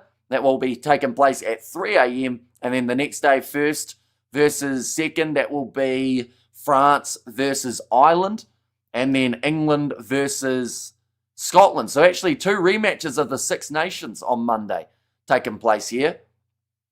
They are just showing there 363 metres carried by Australia, more than double what we've seen from this English side. Tackles made over 100 for England, but they've only missed 6. Whereas Australia, they have made 41 and they have missed 4. Handling errors, 7 from England, 5 from the Aussies, 5 penalties conceded compared to the 2. That is against Australia. So discipline will be thoroughly important moving forward. And Battle of the Commonwealth, says Big Rig. All 4 quarterfinals will go to the seeds, says Jimbo there. Wrong calls by Rassi. No Papia, says Southern. I think even just to kind of talk about that, no Fuff de Klerk, I think was a massive hit. That was the type of player that they needed. But then Cobus Reinach was so good, wasn't he? Off the bench, he seemed to completely change the game around. So I honestly think in fact, I'm not going to give too much away because I do want to do my video that I normally would in terms of predicting what Rassi will go with as well as what I would like to see. But I've got a couple bold changes that I want to do for the Springbok side. And I don't think they'll do them. But if they did, who knows how they'd go. And they match up, but I saw the Springboks had 71% line-out. The All Blacks only had 71 on success, says Ethan. Yeah, unfortunately, just the line-outs weren't the only part of the game that was slightly lower percentages for both of the teams. That's the first yawn of the whole day. I believe it took till 5:05 a.m. Man, my eye is bloodshot on that side. It's not good. We have as Peter say the Boks were underdogs going into their game. They were. And even though they were the double world champs, of course it's easy to say that they were now. But in terms of the odds and pretty much everywhere that I saw, they did have them as the underdogs, which I don't think the Springboks would have minded. They quite enjoy that title. The second half just about to get underway. Lions 15, Griquas 7 at half-time. We are now going to be back underway. Bobby Skinstead was doing a betting talk, because his money was on the Boks. So he tried to create a favourable winning bet. So here's Casper, now nicely claimed by England, sitting close to the sideline with Jess Breach. And Australia get themselves the early penalty in the half. I saw the Springboks had good dominant tackle success. Says Ethan, there was some huge hits going on out there on the field. And how was the All Blacks versus the Boks game today? I would call it, in terms of, out of 10, entertainment value-wise and rugby-wise, the occasion was a 10. Eden Park, unbeaten streak of 50 games for the All Blacks, compared to the double world champs who are going to New Zealand, try and win for the first time in about 7 years.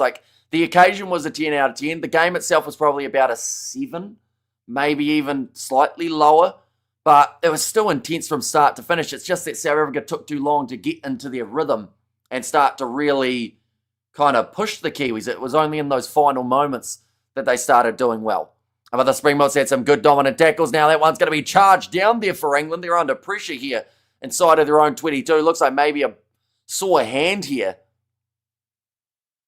for Piper Duck. What a block by Aussie. See his big rig. Yeah, Duck just taken off. Oh, damn, that's a hard collision. That would have really hurt the wrist, and I think she was holding it afterwards. The All Blacks had a lot of injuries today, so it shows in the next game there will be a null contract. Says Casper, I think of the injured players, they lost Cody Taylor, which will be a big hit. They'll have to bring in Samasoni Taukeiaho and then maybe McAllister coming in off the bench. And then alongside that, the other injury is Amoni Narawa. So they'll go back to Sevu Reece on that right wing. That might be the only changes we see from Scott Robertson. Now another run forward from the Australians. Kapani across to the left again. Good defence by the Red Roses. Australia right back to the middle. Says Big Rig.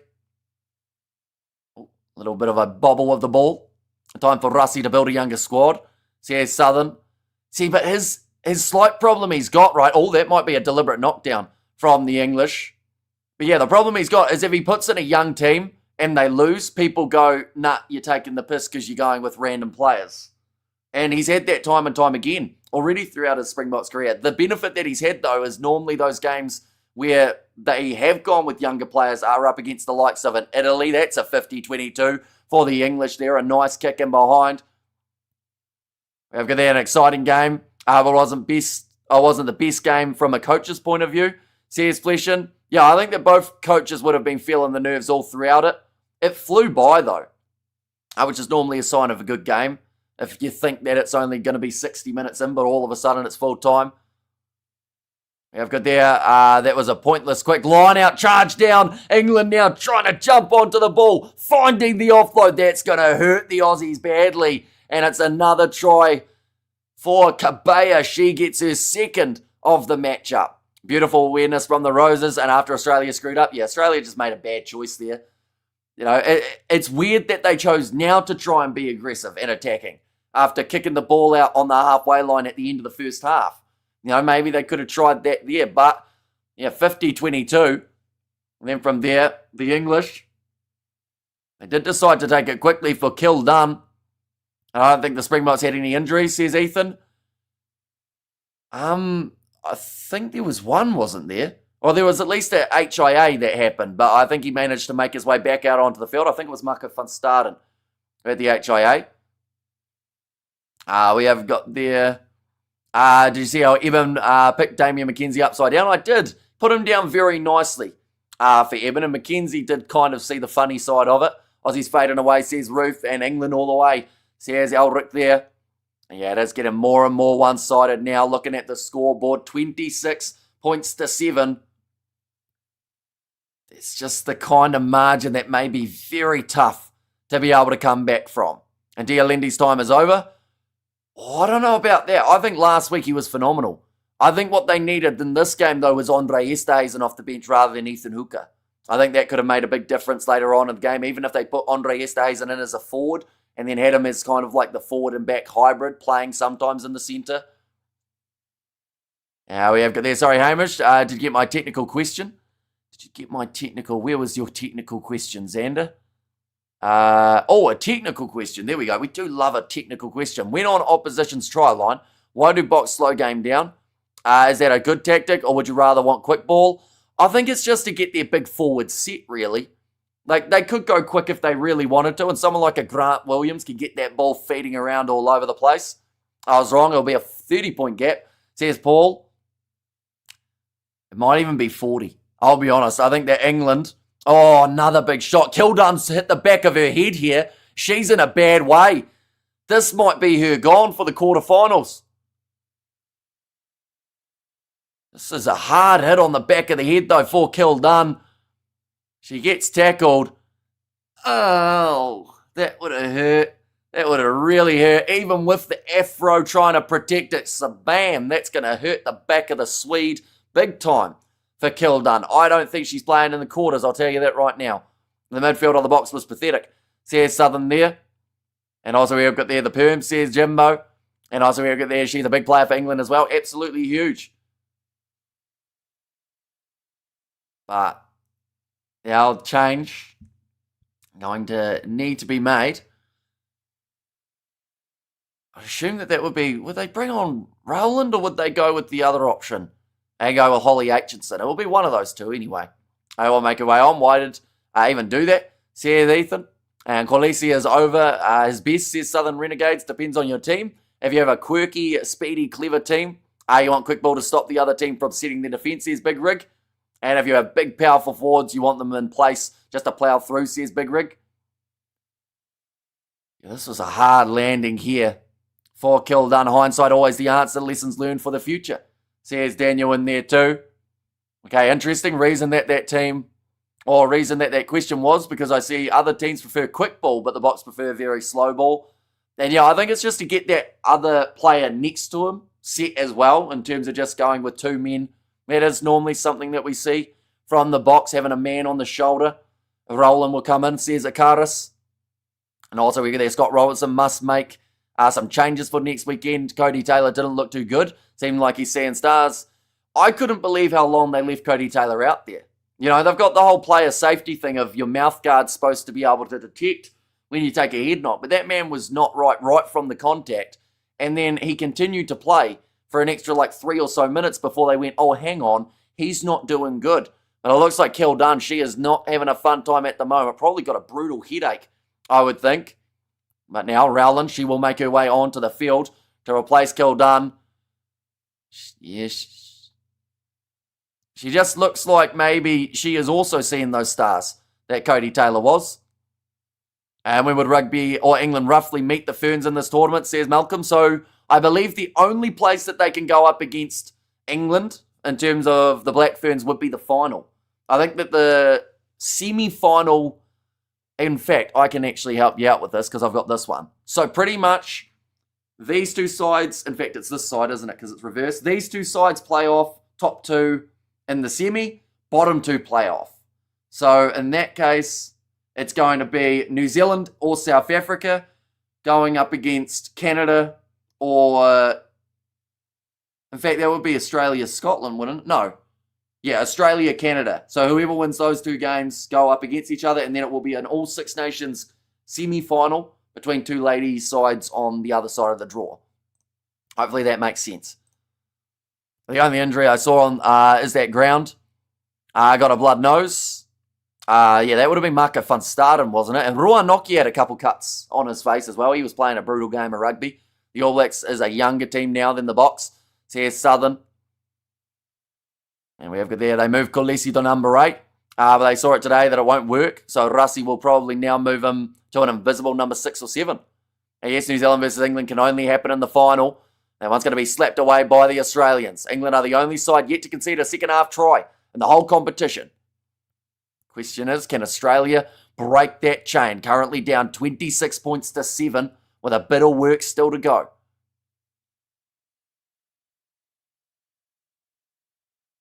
Still 40 metres out. Little grubber attempted him on. I believe it's going to be knocked on by England. Yes, it is. And can the Springboks be number 1 next week? I think they can go to 1. Although they would have lost a few rankings points here, so I think they might have to win by a big margin to get to that number 1 spot. I think in the first half of the Springboks, I should have went with Tony Brown's quick rugby, and then the Springbok DNA in the second half, says Ethan. You see, I've seen a lot of people who have been given Tony Brown's tactics criticism, but it was actually that Tony Brown's speed that we saw later on in the game that got the Springboks back into the contest. Having Kobus Reinach and Sasha both throwing caution to the wind and given opportunities to their backs. Springboks have held to make about 11 changes. Of course, we will be doing the video on the channel of who we think will be chopping and changing in the Springbok side.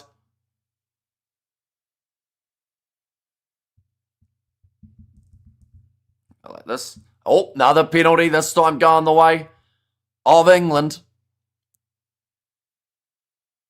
And the scrums so far have been, I wouldn't say hugely lopsided, but definitely advantage to the English. When's the next game? Hamish says, Roof, next game that we are covering will be at 1:45 tomorrow morning, so that will be 3:45 for you guys in the afternoon. And then also after that, we got the South Africa versus France game that we will be covering on the channel as well. That one's going to be kicking off at 5:45 South African time. And everyone is blaming Pollard for today. The thing is, I actually thought Andre Pollard had a decent game.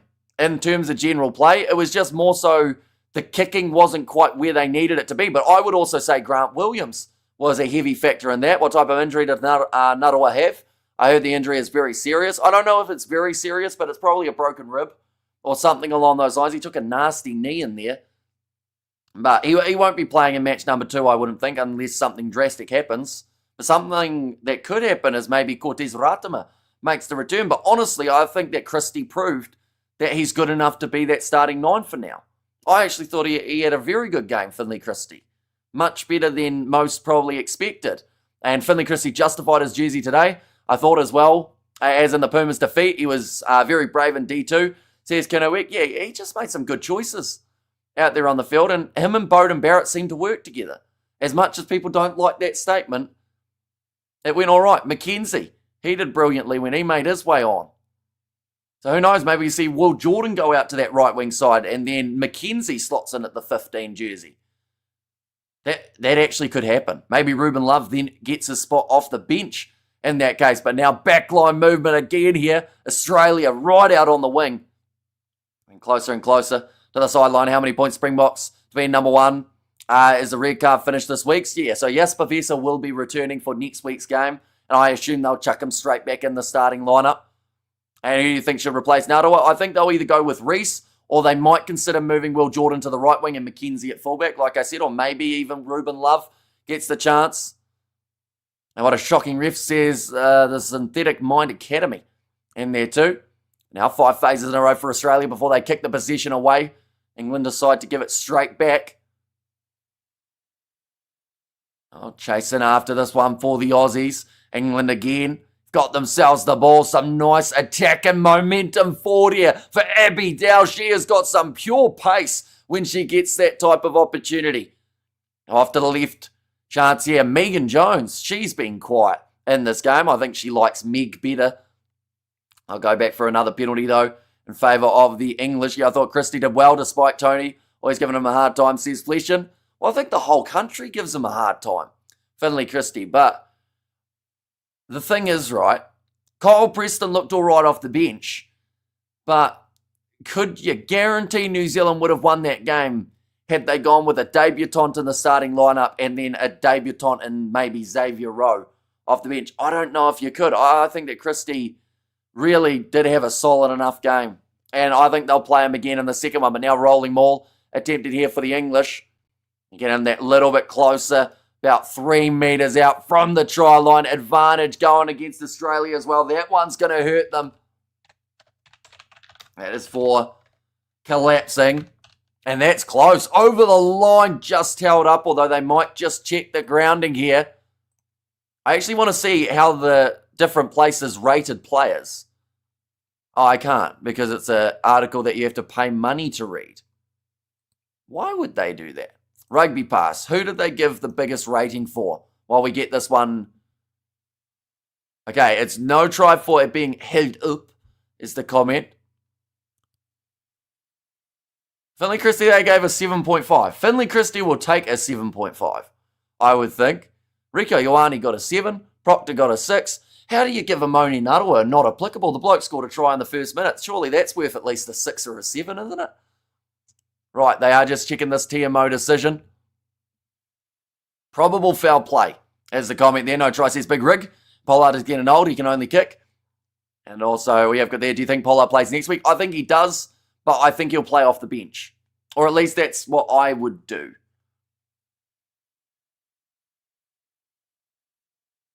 We have got there, Villy LaRue got a 5 out of 10. Says Xander. That's probably fair enough. I don't think he had any massive game-changing moments. Go like this. And like that as well. I think Christie was pretty efficient. And then that scrum half position. Yeah, they are just checking this 50 times here.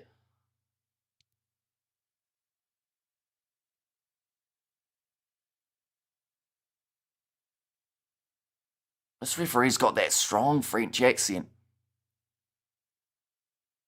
Okay, they just want to check to see if there's head contact. To be honest, South Africa don't have great fly-halves at the moment. Says Southern Renegade.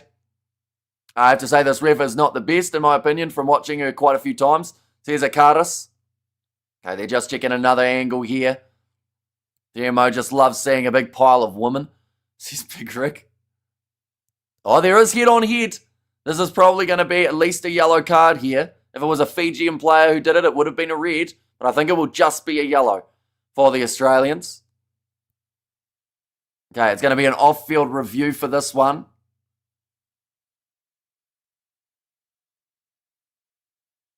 Oh. Okay, one of the touch judges there said she didn't actually think that was as bad as they said it was. They were saying maybe it wasn't going to be worthy of a yellow card. The referee said, nah, I'm the ref. I think it's bad. They are going to go back for the foul play. Australia, their day is going to get from bad to worse. We mentioned about those cards, whether or not it could change. I think Wilco Lowe should start next weekend. He absolutely destroyed the New Zealand scrum, especially the first one that he came in for. Villy LaRue only picked for the World Cup games. Any other games he approaches as a hobby. And also, I give the ref a break. She's used to being a robot. Says Big Rig. And while they gave Malcolm Marx a 4 out of 10, fair or harsh, I would have probably, I think 4's a little low, but I wouldn't give him much more than a 5.5. You know, he didn't have his best game. He was probably about as, I don't know, he just didn't have those big moments that you normally would see from a player like Malcolm Marx. You know, those big turnovers or something that changes the game. He didn't have that. And then also off the 50-22, not throwing that ball in, so then ball went straight back into the hands of the Kiwis. Malcolm Marx got a try. I think that's true. So that's where his kind of 5.5 would come into it. It was the stock standard rolling maul try, which of course is always going to be very hard to stop. Or it might have even been a pick and go, was it? Malcolm Marx, after that rolling maul attempt.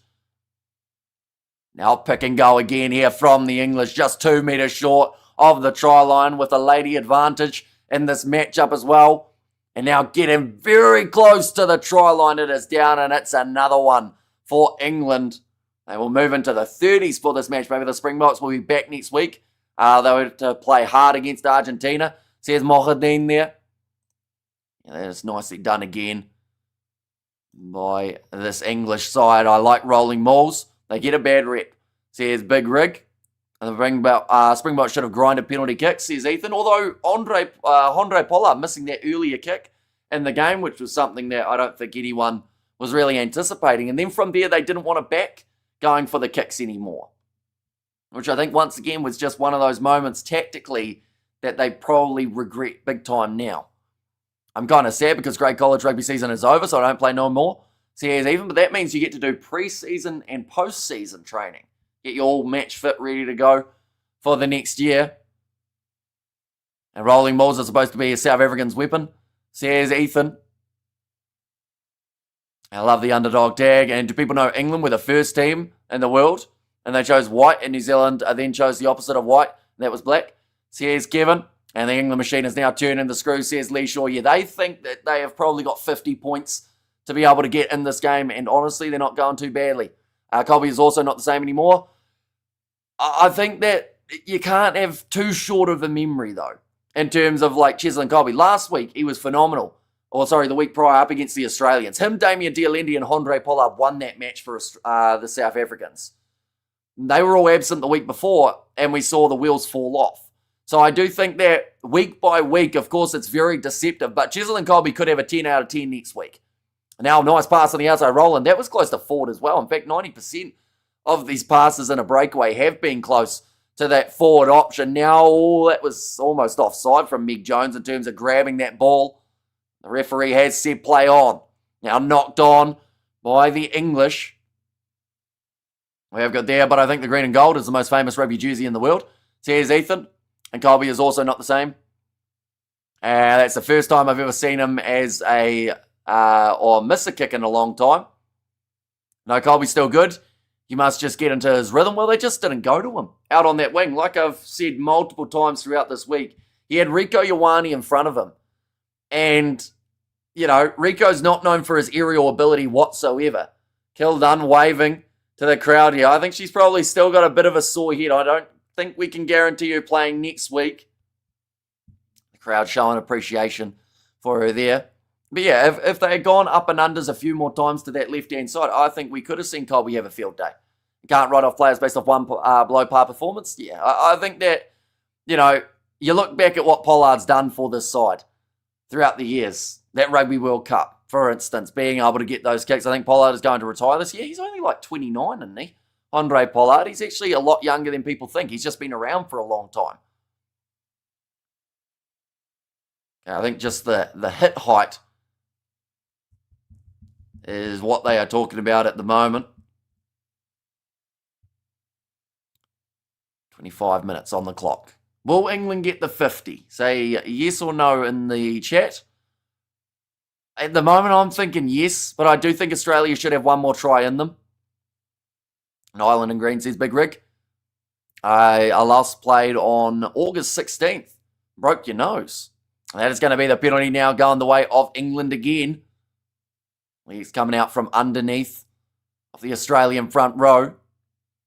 And yes, says Lee, Andre Pollard is 31. See, 31's still not bad though, is it? In terms of like a rugby age. Like we see fly halves kicking about at about 33, 34. So the only way I see Andre Pollard retiring from Bok Rugby is if he gets a massive deal overseas, like the R360. Gets paid $10 million a season. Right, Chancellor making her way onto the field. Rassi was frustrated over the Springboks' slow start and critical errors. Surely he's going to sort that out this week, says Casper. Right, sounds like there's actually going to be an HIA here too. Johnny Sexton was 72 when he retired, says Jimbo. He's had an illustrious type of career, Johnny, and then he ended up in that coaching role for the British and Irish Lions.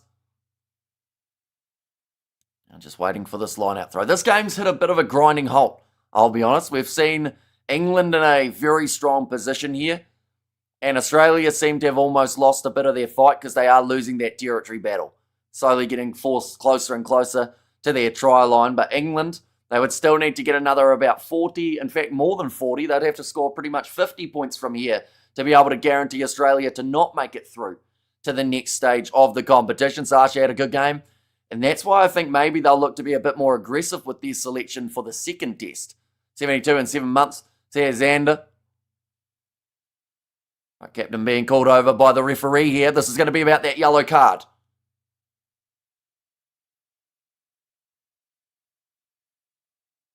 Okay, so it is going to remain as a yellow card because of high degree of danger, they said, but there was mitigation.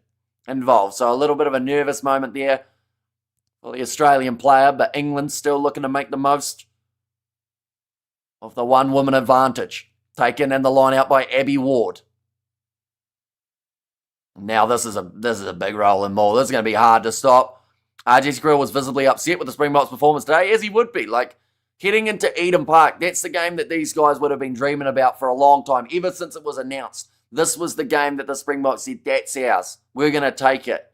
And sadly, the performance that they gave said the complete opposite. They've stopped it. Says Big Rig here, brilliantly done by the Aussies, being able to stop that momentum of the rolling maul and do get themselves a scrum just 5 metres out from their try line. Also, it is not going to be an easy area to be able to get out of. How often do we see rolling mauls defended in the Rugby World Cup? Not very often for the women. Definitely not when it's the strong teams doing those rolling mauls. Like when it's the lower ranked sides, normally the stronger teams will be able to defend them. When it's the top sides, they normally run in more times than not.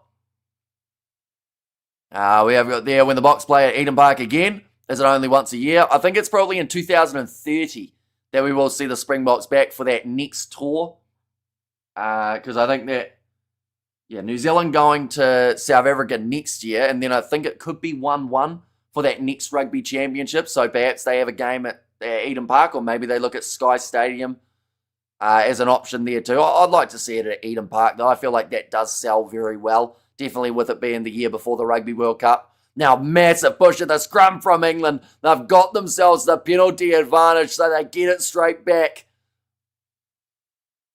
Tasha Hunt looking for that ball, wants to take it quickly by the looks of it. And she's going to leave it for the forwards. We have got there, goddamn, there was a powerful scrum. That was a huge push from the side, showing they're all tired. The Springboks, you must play rugby. And also the thing that I hate is when the Springboks lose, the whole world goes after us. But when the Springboks win, they say we say nothing, says Ethan. But now that's closed, just about held up. Oh, she's got the ball down. That's very sneaky. She kind of just waited until Australia thought they were going to hold her up. And then she just put her hands down and said, no, that's my try. Thank you. And now getting another one, this time Clifford. That is her second try of the day. She's working her way towards a hat-trick here for the replacement number 17. And Aussie's disappointing. The thing is, I think that they got everyone too excited in the early stages of the game because they weren't supposed to win this contest. But the fact that they were so close, I think at the start made everyone believe that there was half a chance. Another try, England. They are going to still hit the 50, says Lee. Now another kick goes over from the English, sitting now 38 points to 7. Dan Carter retired at 39, says Daniel Kruger there. Pollard will be available for the next Rugby World Cup. Pollard was only 20 years old when he made his debut against New Zealand. And that big Australian back looked furious at South for letting that happen, says Big Rig. Well, they thought they had it covered there, the Australians. You know, they had her tied up, but then just didn't quite have the hands dealt with as well. A hat-trick 45 maybe. But you have to admit that the All Blacks didn't look invincible. They looked nowhere near invincible. They looked beatable out there on the field. But unfortunately for them, or I should say fortunately for New Zealand, South Africa just didn't find any sort of cohesion or rhythm throughout that matchup. So I think that's the big difference in that regard. Now ready to throw this one in again. And it's gone over the top. And it's a loose ball, knocked on by both sides there. There's going to be another scrum with just the last quarter of the game remaining. Last time I appeared in court for double homicide, they asked me if I want to say something in mitigation. And I replied, I only speak English, says Kevin there. And also, why 40 points, says Mohadeen, because they currently have 40 points. But they will get more than that. Definitely if they do continue playing in the way that they have here. I think they got a really good shot of getting something going.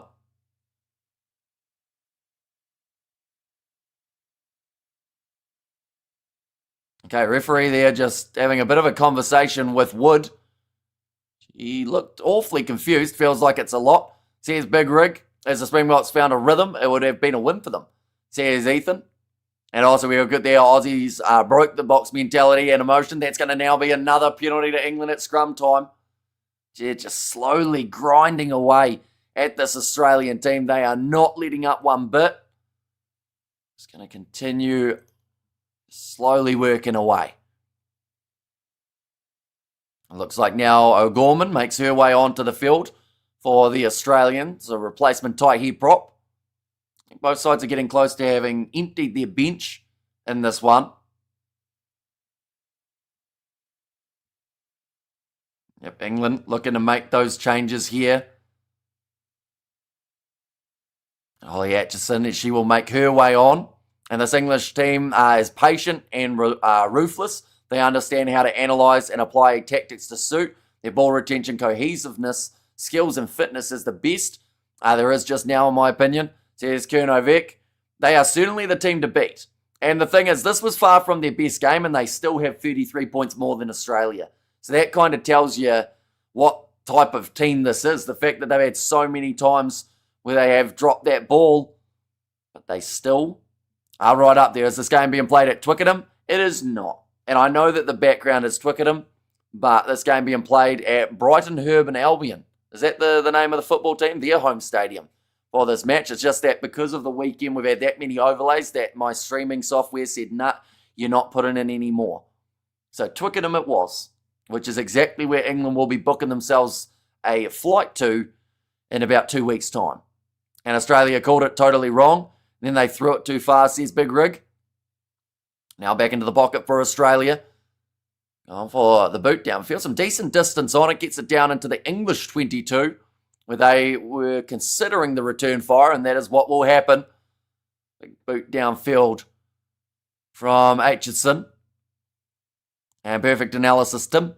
Says Jimbo there. And it was a failed line-out. And do you think they will win next week, the Springboks? I think if they play better than they did at Eden Park, they have a good chance. But I don't think they can do the same of what they did for that game just yesterday. Because if they did, I just don't see it going much better for the Boks. They have to find that cohesion. And, you know, this is the definite game to do it. Oh, that ball bouncing around awkwardly there. Tia Hine, she's going to be tackled, and someone going in off the feet from the Australians. It's Brighton and Hove Albion Stadium. Says Big Rig, next game the Boks must work on the better start and on their lineouts. They also missed opportunities and breakdown inefficiencies. Says Casper. Yeah, they've got quite a bit to work on for this week. But if any side we're going to be able to bounce back straight away, like it would be this Springboks team. Now, ready to throw this one in. I want to know if the women's game of cricket, if you play the ball down to third man, is it called third woman? Don't think so. But maybe, you know. I know that there's the player of the match rather than the man of the match in this competition. Do you think that the Springboks are a dangerous team? Absolutely. I think that you don't win 2 World Cups in a row without having a real threat about you.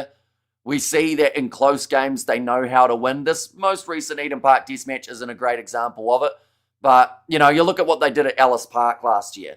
Being down by the 10 points up against New Zealand, heading into those last 15 or so minutes, off the yellow card of Ofatonga Fasi, getting the 2 converted tries to take the win by 4. The Cape Town Stadium game, close fixture, 12 points to 16 in a low-scoring, gritty, grindy type of contest.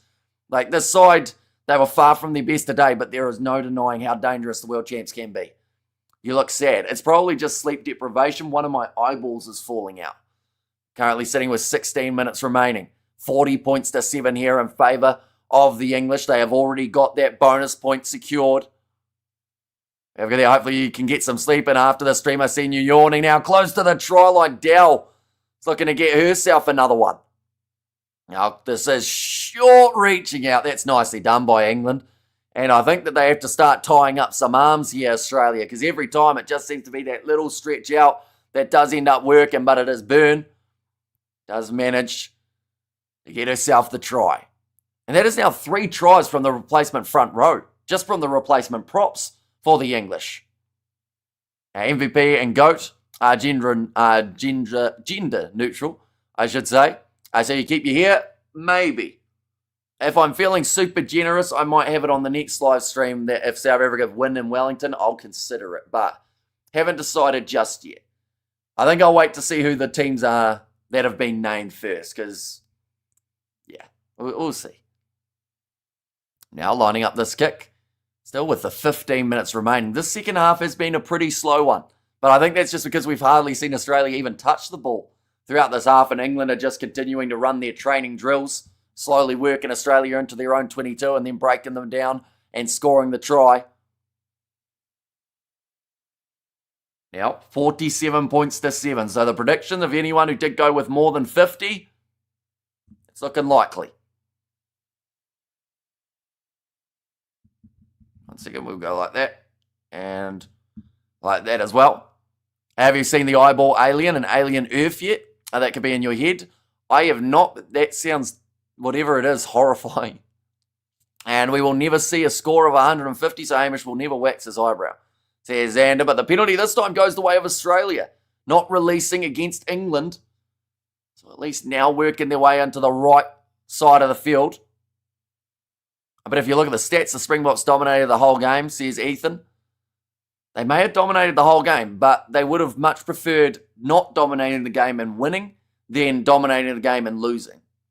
You know, domination's all well and good, but if you don't win a game at the end of it, you know, people don't look back in the record books and go, oh yeah, but, you know, they lost, but they dominated.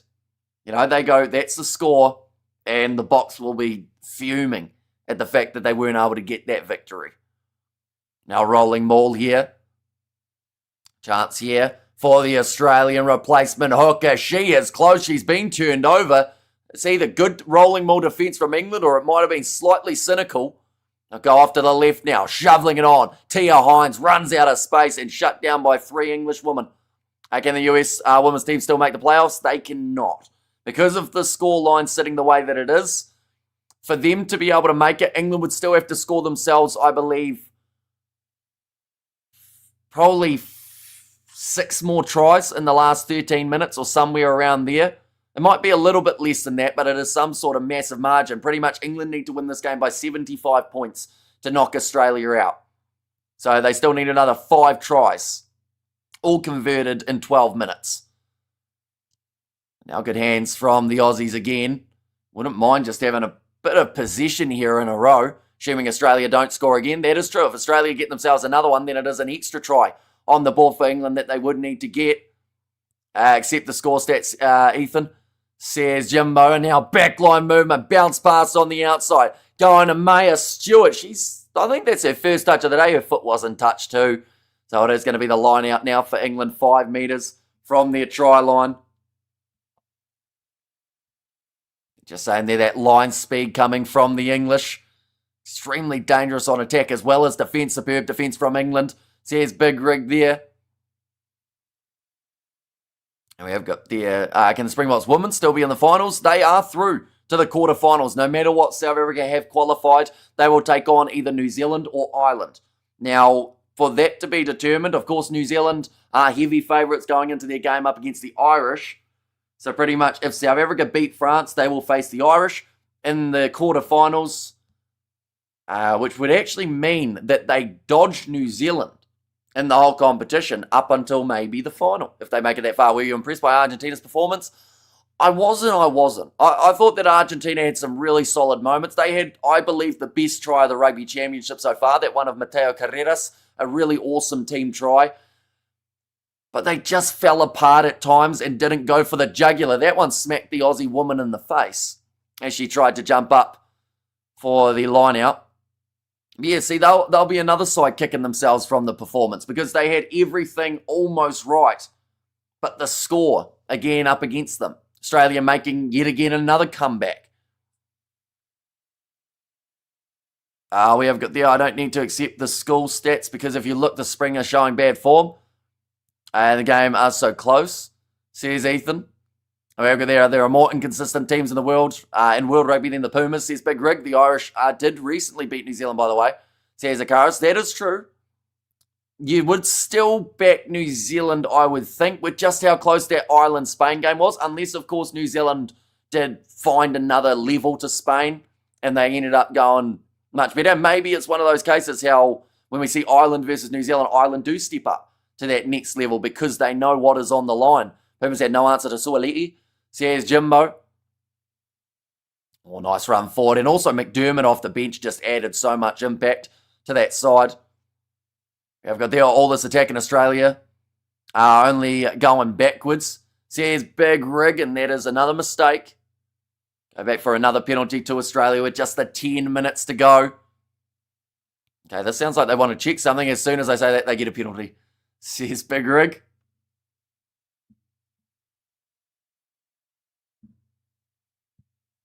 Penalty advantage for a high tackle. All right, TMO, high tackle check. Now, the thing is, right, Australia, they still have a Rugby World Cup still to go. They are through to the quarterfinals. England still have a World Cup to go to for the quarterfinal as well.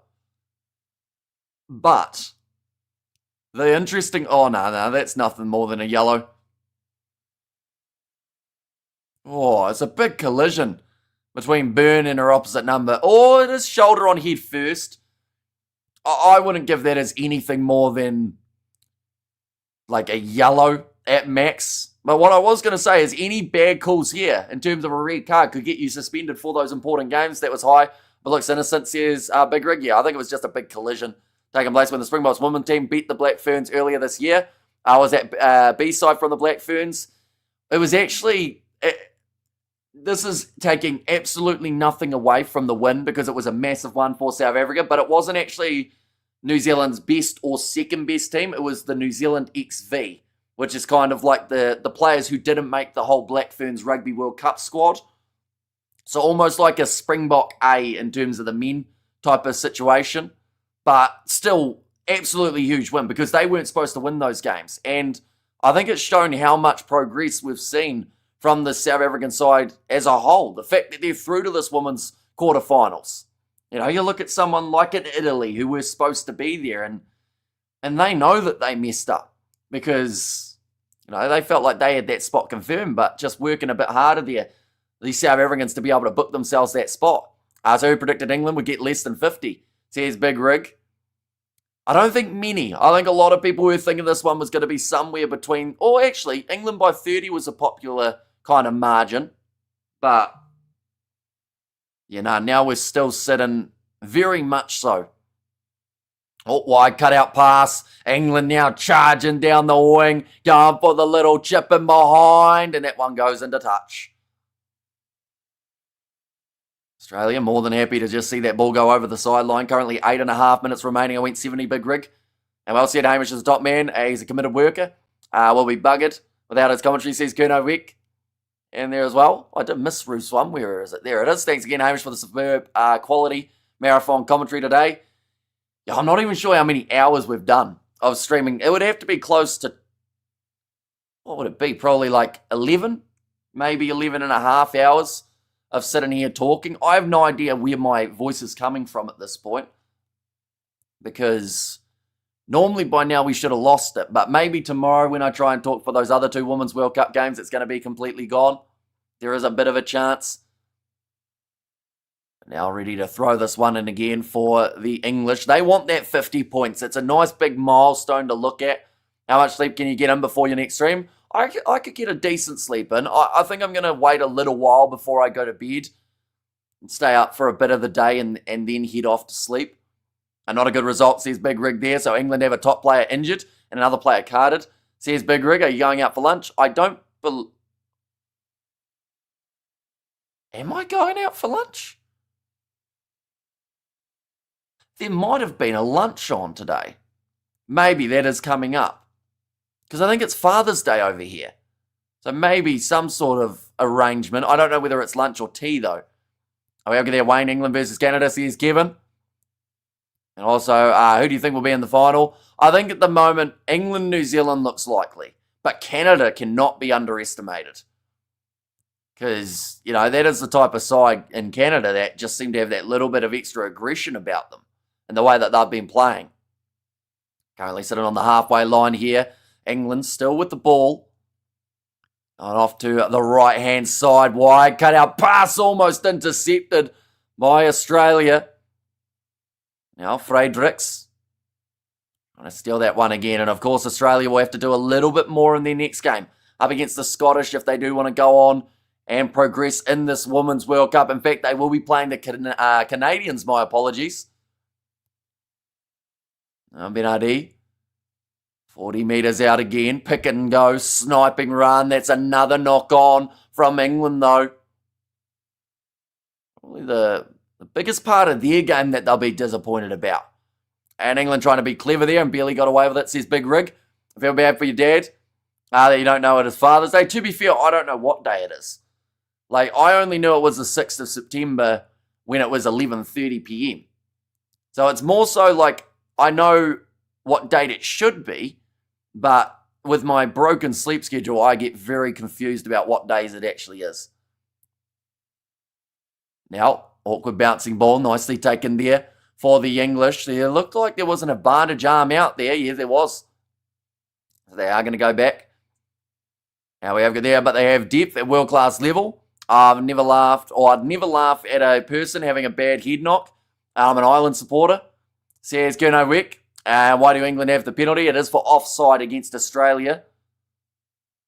That means that Zoe Harrison can kick this one into touch again. Still the 5 minutes remaining in this matchup. Can I be your moderator? We already have plenty of them. Plus, you told someone to shut up before, so that's probably not the best thing to be doing if you were a moderator. So, we've got a pretty good group in terms of who we've got in the moderation system at the moment. Once the live streams get more hectic, of course, we will have to look at a few other options in terms of extending. Then you need 5 to 6 hours of sleep. If I was you, says Mornay. However, the only reason the Kiwi won today was because they capitalised on half chances, which led by the tries from Narawa, Jordan and Tupaia. And they secured the breakdown battle with Savi and Parker. Says Gasper. I laughed at Taka Michinoku when he got a head knock because I was a kid and had no idea how serious it was. Feel guilty about it now. Says Big Rig. Another line-out throw. England still on the verge of 50. And they are, I would think, very close to getting there. You wonder for Australia, would they be happy? Like I mentioned earlier on, if they lost this game by 40 to 50 points, they would sit there and go, we're still in the competition. It's not the end of the world. We have got there. Are you excited for the upcoming Challenge/Champions Cups? I am indeed. Plenty of matches just around the corner. In fact, the URC coming back in the near future too. So yeah, there's plenty of exciting action that has taken place. Currently sitting 5 metres out from the line. Back across to the right. England now 3 metres from scoring themselves that half century. And whereas Jesper Wiese can't still be banned, he was for this game at Eden Park, but he won't be banned for the next one. That is the penalty that goes the way of the Australians. There's another big one.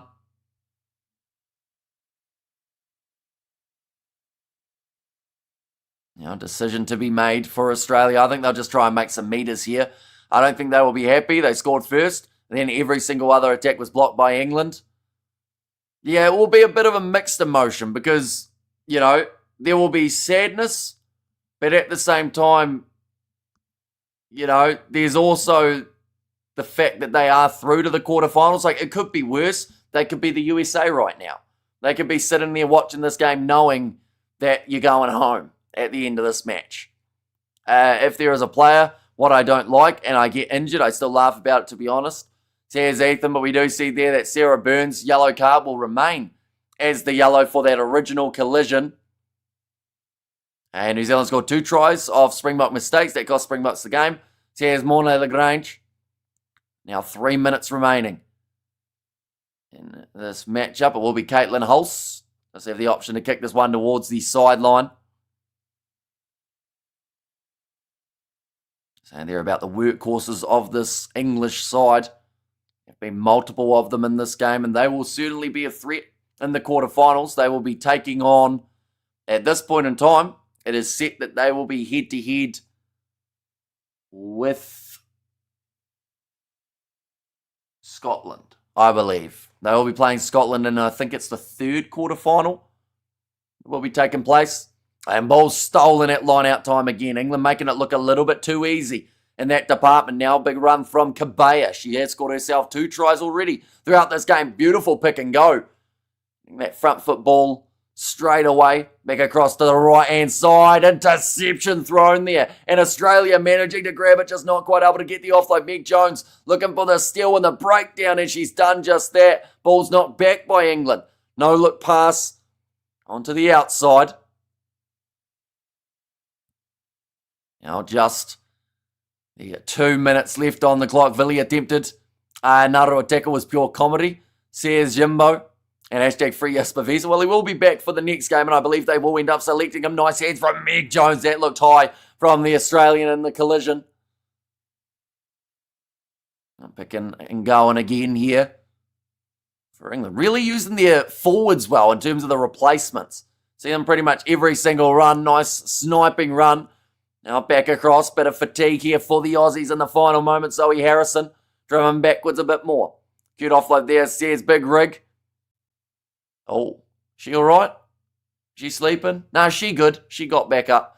But now on the outside, England 22 metres from the line for Abby Dow. 1 minute remaining. If England score right at this very moment, they should just about have time to go for one last attacking move. Now another pass. Offload up to Meg Jones. Good one-on-one defence from Australia. Can they hold off the Red Roses from their half-century? Passed on the outside and the ball's dropped by England. Just a little bit too low with the pass. And Scotland in the next round for England. Says Akaris there. And another knock on, says Big Rig. After the All Blacks, the Springboks' next big game will be up against France in November. I think that it's only a few weeks away. All Blacks versus Wallabies at Eden Park. That is a massive game for both of those sides. And depending on what happens in the second matches, that could be for the Rugby Championship. Was that the missed tackle that led to the try? Says Xander. Because there was also a Cheslin Colby one where he didn't miss a tackle, but he got sold the wrong way, didn't he? In terms of that kind of dummy sell from it. I think that was the Amoni Narawa try, wasn't it? But now, time is closing in. 20 seconds remaining.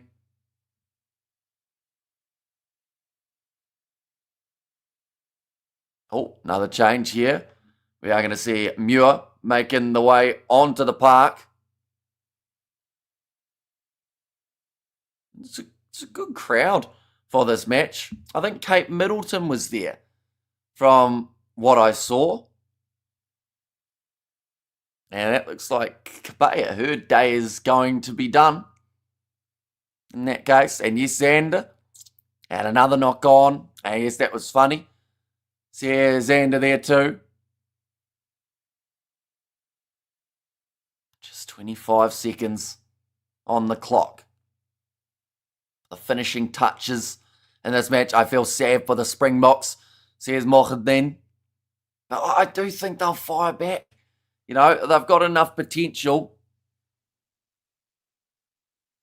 Why do I look so red at the moment? Cheslin Colby won't be fooled like that again, says Mornay Lagrange. And job done for the English, better with a few issues to home than a perfect performance at this stage. Now, can Australia try and work this out from their own in-goal area, or at least near their goal line? That's a very nice lead drive, moving up to 22 or so metres out. Australia, I think they'll just kick this out. Yes, they do. They accept the loss by 40, get themselves the victory. 47-7, they are through to the quarterfinals to take on the Canadians. England will be taking on Scotland, and now tomorrow we will get to find out more about who will be finishing where, and also whether or not Kildun will even be playing in the next contest for this English side. But do join us for tomorrow, where we've got plenty more action taking place. We are going to have the first match between New Zealand as well as the Irish. That is the top of the table clash for Pool C, and then Pool D will be in action, France versus South Africa. We will schedule those streams in the very near future, so be sure to check those out as well. But nonetheless, I do thank you all very much for tuning in. Anyone who wants to hear about the Curry Cup in terms of the score at the moment, I would recommend sticking around. If you don't want to hear that score, of course, be sure to click off, as we are just about to find out currently. Oh, the Bulls are dominating. 28 points to 5. So they've chucked in their big dogs. Who won the Griquas game, I wonder? Does anyone have the result of that one? What can we find out? Did the Griquas? Nah, the Lions, they chucked in their big dogs. So they'll make it through, and that means that Borland will have the away semi-final, and they will have to go up against the Lions more than likely in that department. But nonetheless, I do thank you all very much for tuning in. If you did enjoy, of course, be sure to leave a like and subscribe, and I will see you all for the next one. We got thanks, Hamish, you're the best. Thank you, Lilia. Do appreciate you being here. And no more streams today, none for now, but we've got some more tomorrow that are taking place as well. And did you enjoy the game at Eden Park? It was hectic. It was a fast-paced, tempo kind of game. South Africa, they maybe didn't quite turn up the way that we wanted to see, but they will be back. And I think that Wellington's going to be just as strong of a test match between the sides. But thank you all very much for watching. I will see you all for the next one.